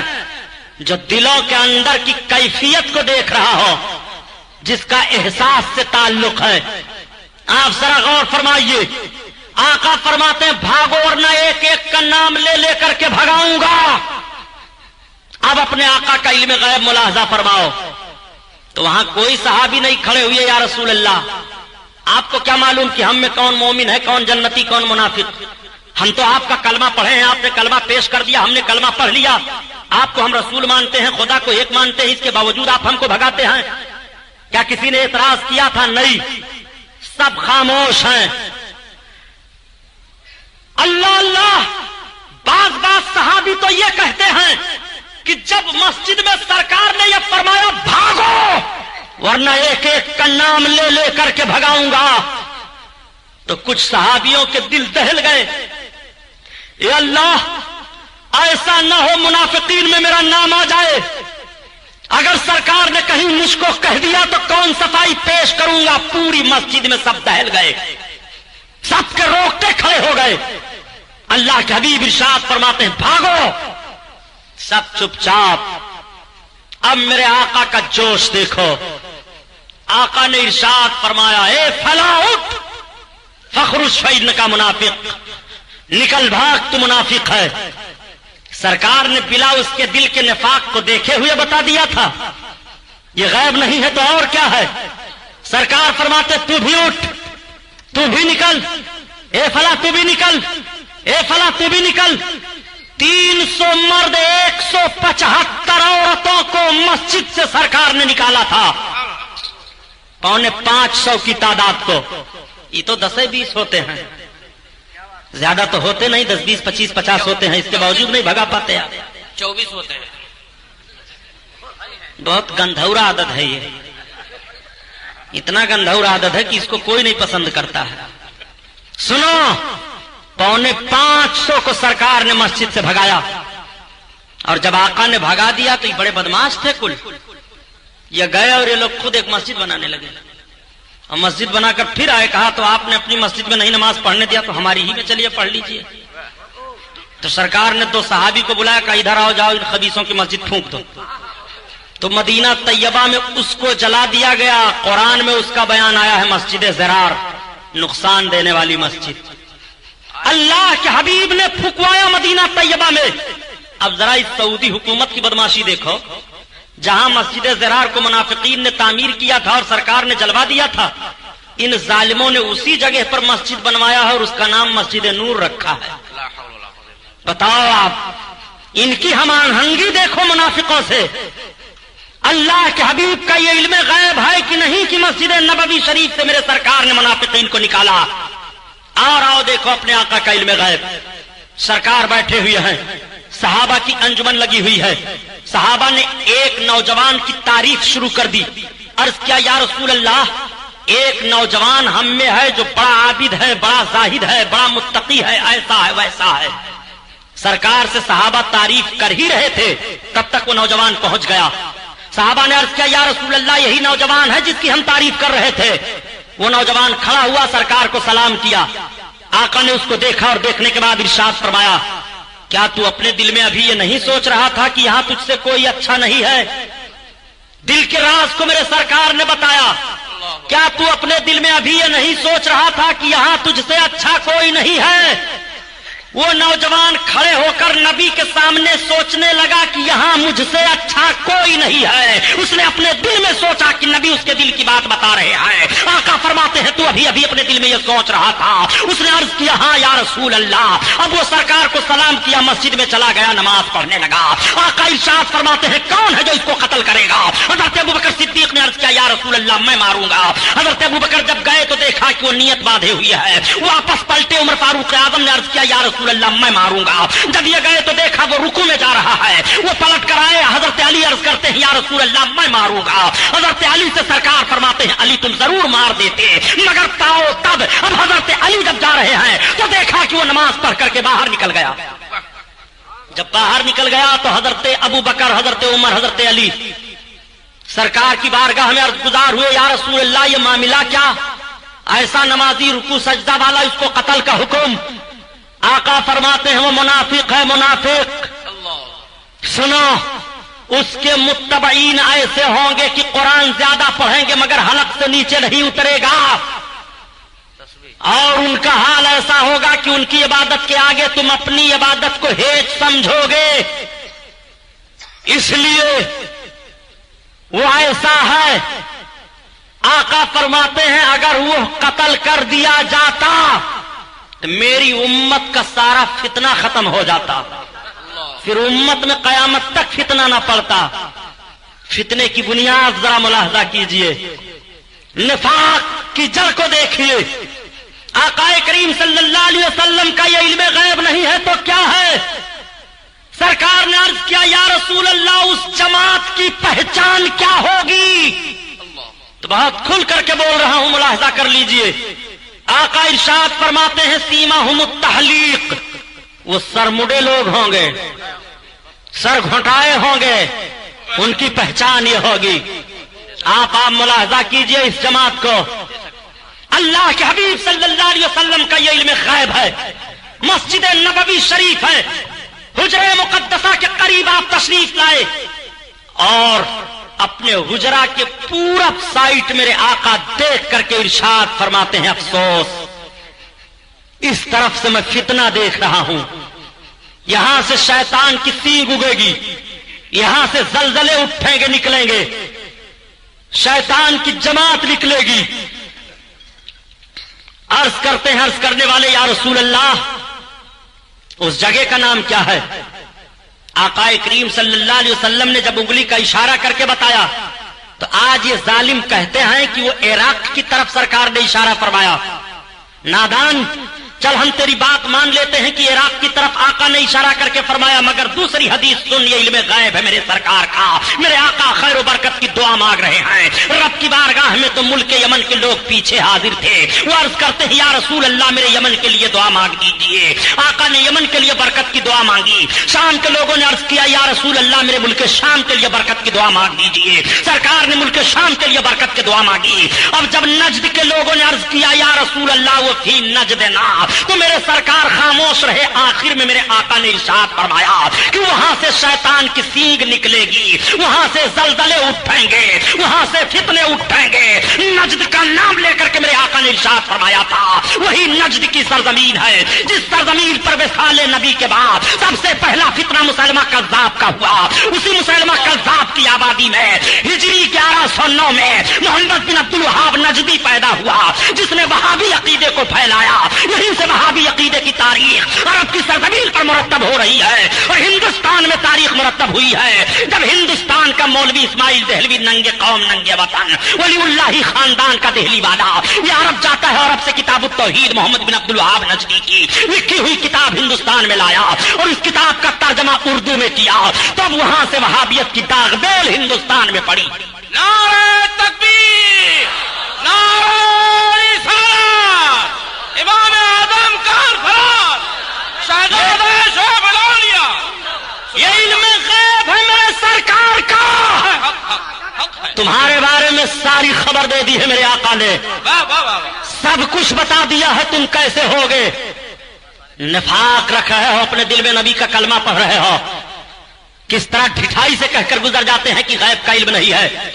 नादान कही के ये कहते क्या है कि 5 चीजों का इल्म किसी को नहीं है, रब ने कुरान में फरमाया है। तो सही तो है, लेकिन कुछ उस लफ्ज पर भी गौर करोगे। قرآن میں رب ارشاد فرماتا ہے کوئی نفس نہیں جانتا، کوئی جان نہیں جانتی ہے وہ کل کہاں مرے گا، بارش کب ہوگی، ماں کے پیٹ میں کیا ہے، قرآن میں ہے ماں کے پیٹ میں کیا ہے کوئی نہیں جانتا، یہ قرآن میں آیت ہے کہ نہیں؟ بولو زور سے۔ اور الٹرا ساؤنڈ کیا بتا رہا ہے؟ ان کا نظریہ مان لیا جائے تو قرآن غلط ہو جائے گا کہ نہیں؟ یہی میں کہتا ہوں کہ یہ نجد کی بدماشی ہے۔ اگر تمہارے فکر کو ہم تسلیم کر لیں کہ کوئی نہیں جانتا کہ بارش کب ہوگی، محکمہ موسمیات اطلاع دے رہا ہے کہ کل اتنے بج کر اتنے منٹ پر اتر پردیش کے فلاں سائٹ میں دھیمی دھیمی برشا ہوگی، اور ہوتی ہے برسات۔ تو آپ کا نظریہ مانا جائے مسٹر جی تو قرآن غلط ہوگا کہ نہیں؟ یا تو تم سائنس کے نظریات کو ٹھکراؤ، اور سائنس کے نظریات کو ٹھکراؤ گے تو سائنس اپنا تجربہ پیش کر رہا ہے، یا تو قرآن کو مانو۔ اگر قرآن کو مان رہے ہو کہ ماں کے پیٹ میں کیا ہے کوئی نہیں جانتا تو الٹرا ساؤنڈ کو جھوٹا بتاؤ، اور الٹرا ساؤنڈ کو جھوٹا بتاؤ گے تو پوری سائنس تمہارے کھوپڑی پر پیشاب کر دے گی کہ پاگل دیکھ، تو اپنی آنکھ سے دیکھ لے، ہم الٹرا ساؤنڈ لگائے ہوئے ہیں، پتا چل رہا ہے کہ ماں کے پیٹ میں بچی ہے کہ بچہ ہے، انسان ہے کہ کوئی جانور ہے، گوشت کا لفڑا ہے کہ کوئی حمل ہے، ساری وضاحت الٹرا ساؤنڈ مشین کر رہی ہے۔ میں کہتا ہوں تمہارے فکر و نظر کو تسلیم کر لیا جائے تو تم قرآن کو جھوٹا ثابت کر دو گے نادان۔ ہمارا عقیدہ ہے کہ سائنس کا نظریہ جھوٹا ہو جائے گا مگر قرآن کا نظریہ جھوٹا نہیں ہوگا۔ سنو، ہمارا عقیدہ یہ ہے کہ ان 5 چیزوں کا علم بھی بلا خدا کے بتائے کوئی نہیں جان سکتا، اور خدا بتائے تو وہ جان جاتا ہے، خدا بتا دے تو یوں ہی وہ جان جاتا ہے، خدا عقل کے ذریعہ سے بتا دے تو الٹرا ساؤنڈ سے پتہ لگا لیتا ہے، خدا ہی علم دیتا ہے، یہ ہمارا عقیدہ ہے۔ اور لفظ جو قرآن شریف میں ہے وہ تدری ہے، تدری، ادراک کہتے ہیں اپنی۔ دیوبندی تبلیغی جماعت کی حقیقت بے نقاب کرنے والی بہترین اردو کتابیں یہ ہیں: خوابوں کی بارات، جال حق، تبلیغی جماعت حقائق و معلومات کے اجالے میں۔ اردو اور ہندی دونوں زبانوں میں یہ کتابیں دستیاب ہیں۔ تبلیغی جماعت احادیث کی روشنی میں، تمہید ایمان، تبلیغی جماعت کا فریب، بد مذہبوں سے رشتے، جان ایمان۔ دیوبندی تبلیغی جماعت کی اصلیت ظاہر کرنے والی لاجواب کیسٹیں یہ ہیں: زلزلہ، تبلیغی جماعت کا آپریشن، باطل کی پہچان، کیوں نہیں ہوتے مسلمان ایک، وطن کے غدار کون، تبلیغی جماعت کا بھیانک چہرہ، جنتی کون، عقائد باطلہ۔ ان تمام کیسٹوں اور کتابوں کے لیے مکتبہ رضا 26 کام بیکر اسٹریٹ بمبئی نمبر 3 سے رابطہ کریں۔ عالموں نہیں ہے، وہاں ادراک کا معاملہ ہے، ادراک۔ پڑھا لکھا طبقہ غور کرے، بھنگار تولنے سے کام نہیں بنے گا جو الو بناتے ہو مسلمانوں کو۔ نبی کا کہاں علم غیب ہے، نبی کو کہاں علم غیب ہے؟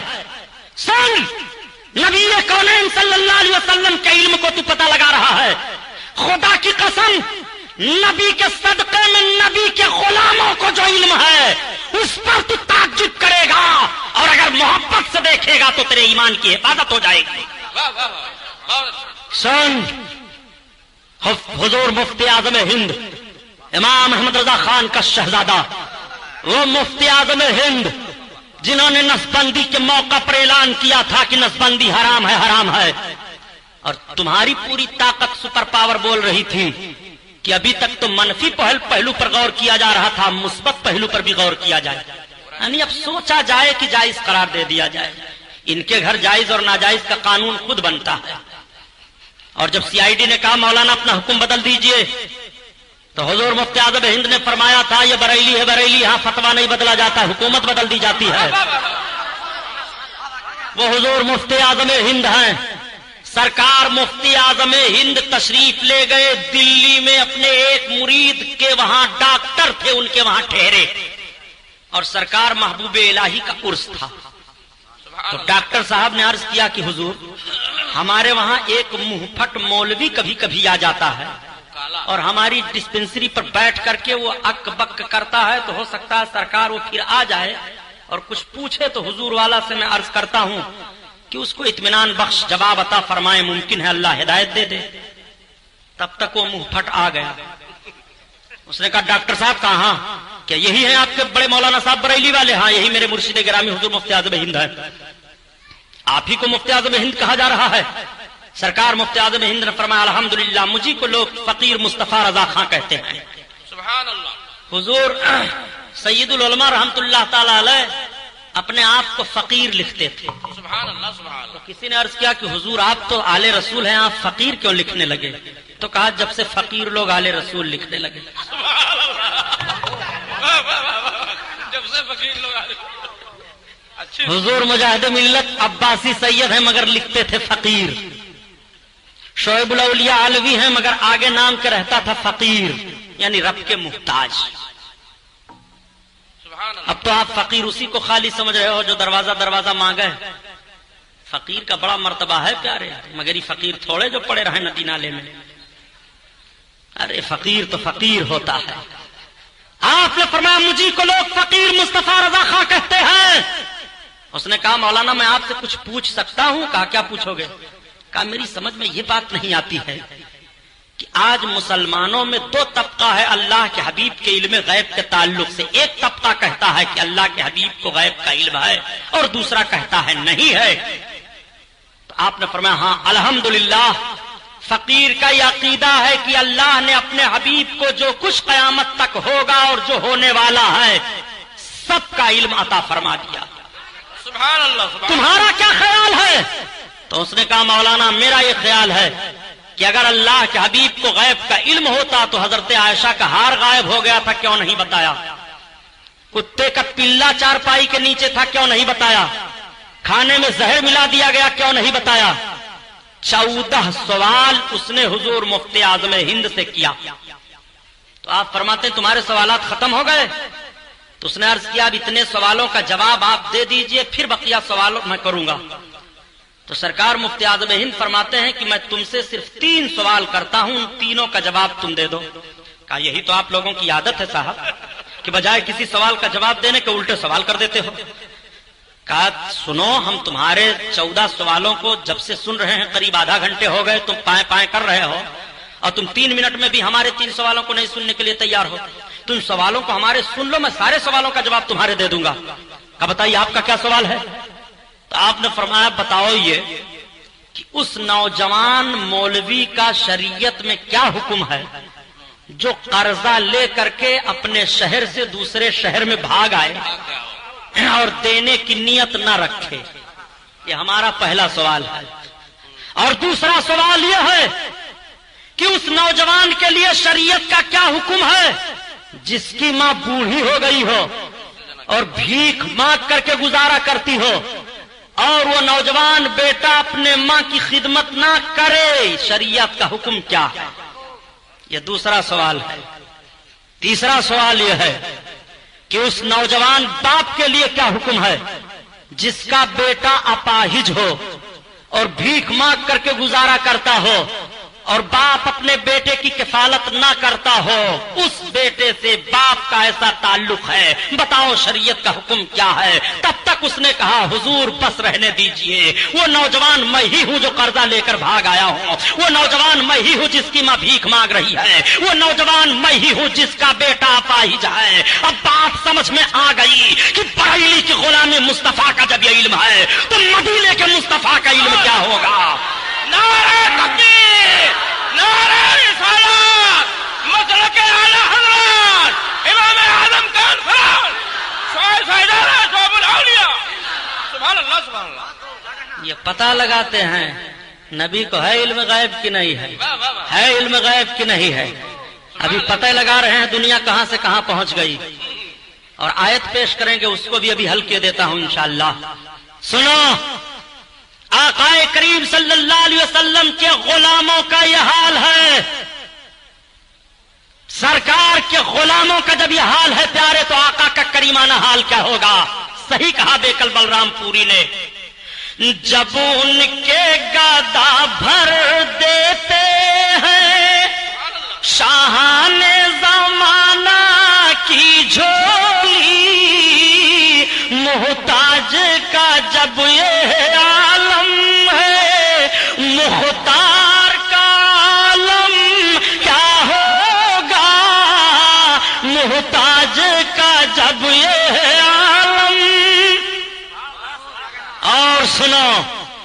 آقا کے علم پاک کو پتہ لگا رہے ہو علم غیب ہے کہ نہیں ہے؟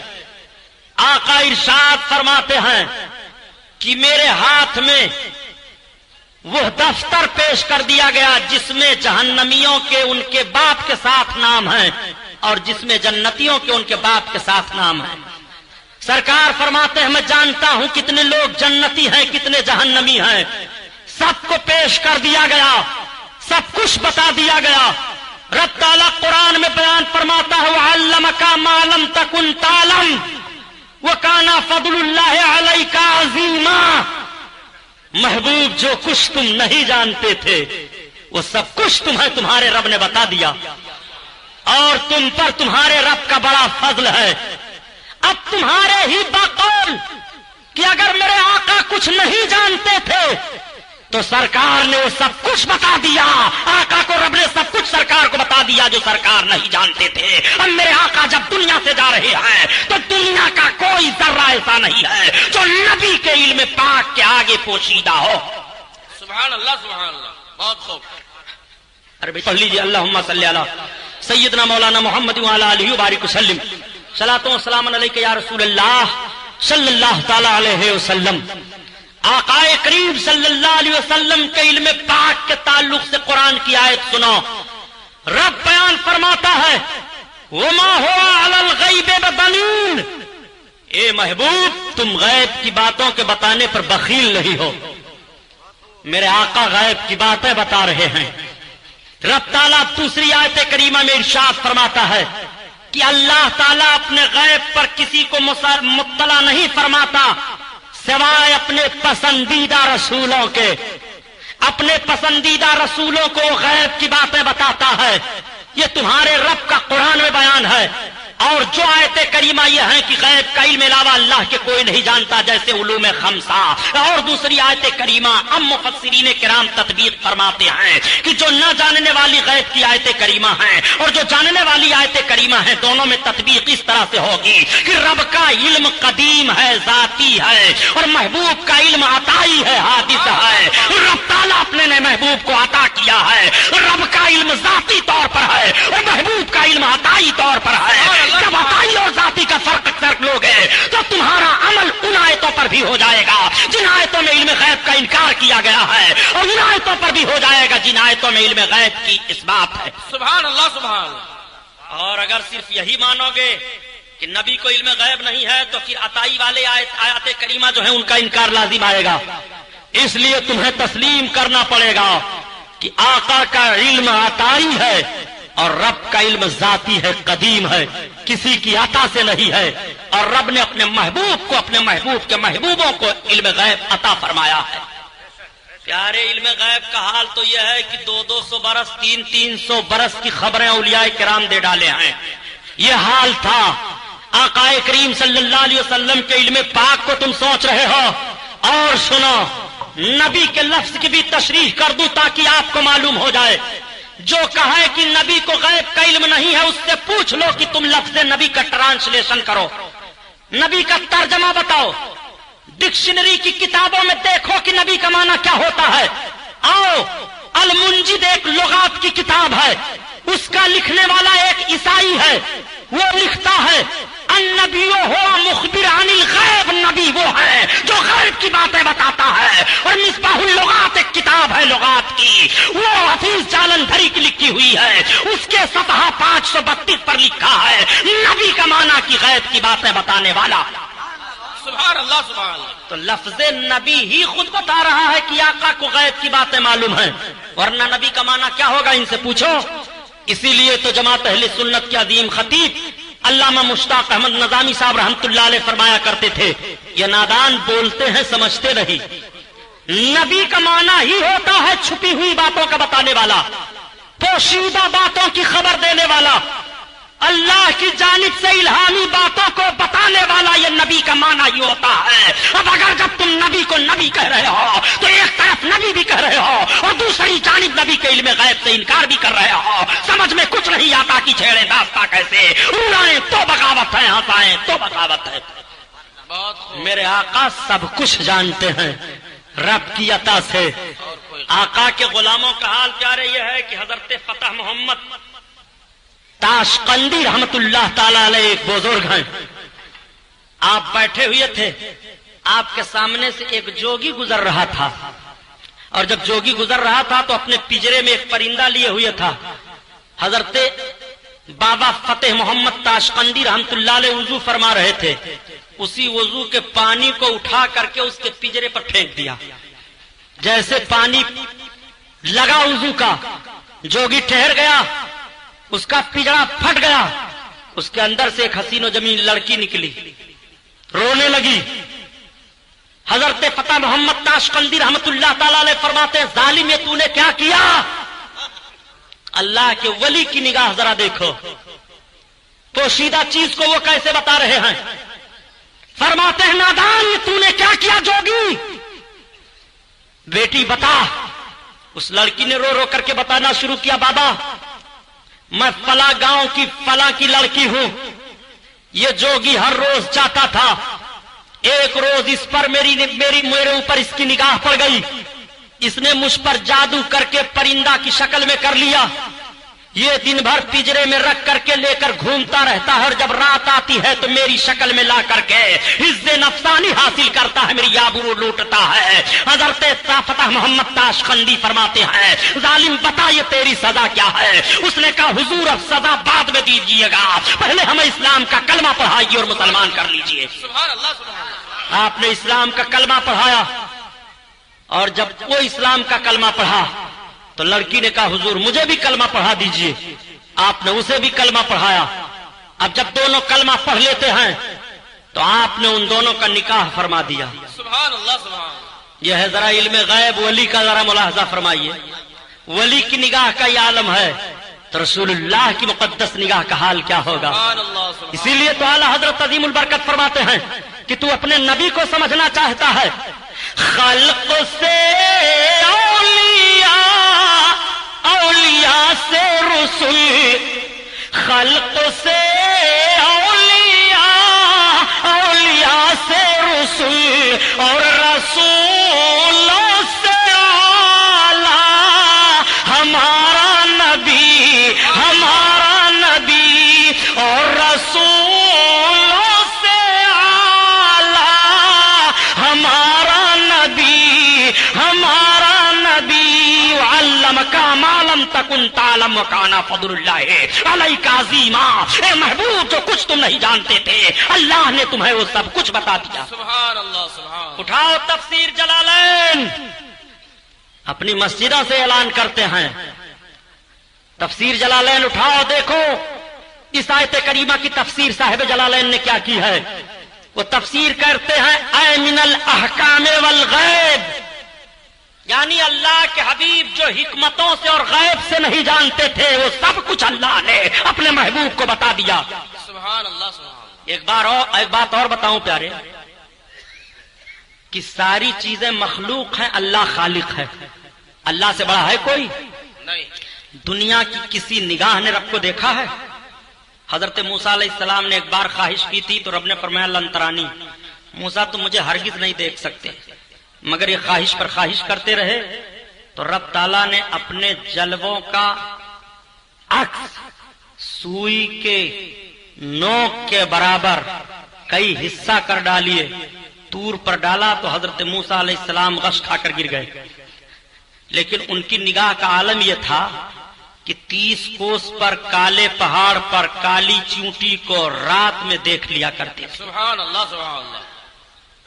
کسی نے رب کو نہیں دیکھا ہے, اور اللہ کے حبیب نے رب کو دیکھا. اور کیسے دیکھا ہے قرآن اس کی وضاحت کر رہا ہے کہ نہ تو پلکیں جھپکی, کیا ہے سبحان اللہ. ما زاغ البصر وما طغى. ما زاغ البصر وما طغى. سبحان اللہ. اللہ اکبر, پلکیں نہیں جھپکی تھی میرے آقا کی, رب کا دیدار کر رہے ہیں. اور کتنی دوری سے کر رہے ہیں؟ فقابا قوسین او ادنا, ایک کمان کی دوری سے یا 2 کمان کی دوری سے یا اس سے بھی نزدیک.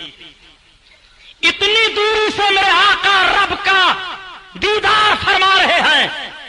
تو جب محبوب نے خالق کو دیکھ لیا تو مخلوقات کیا محبوب کی نگاہوں سے چھپائی جائیں گی؟ نہیں. اسی لیے اعلی حضرت نے فیصلہ دے دیا کہ نادان اب بحث نہ کرنا، اور کوئی غیب کیا تم سے نہا ہو بھلا، اور جب نہ خدا ہی چھپا تم پہ کروڑوں درود۔ اللہ سبحان اللہ۔ تو جب اللہ نہیں اپنے آپ کو اپنے محبوب سے پوشیدہ رکھا تو اپنی مخلوقات کو بھی نہیں رکھا۔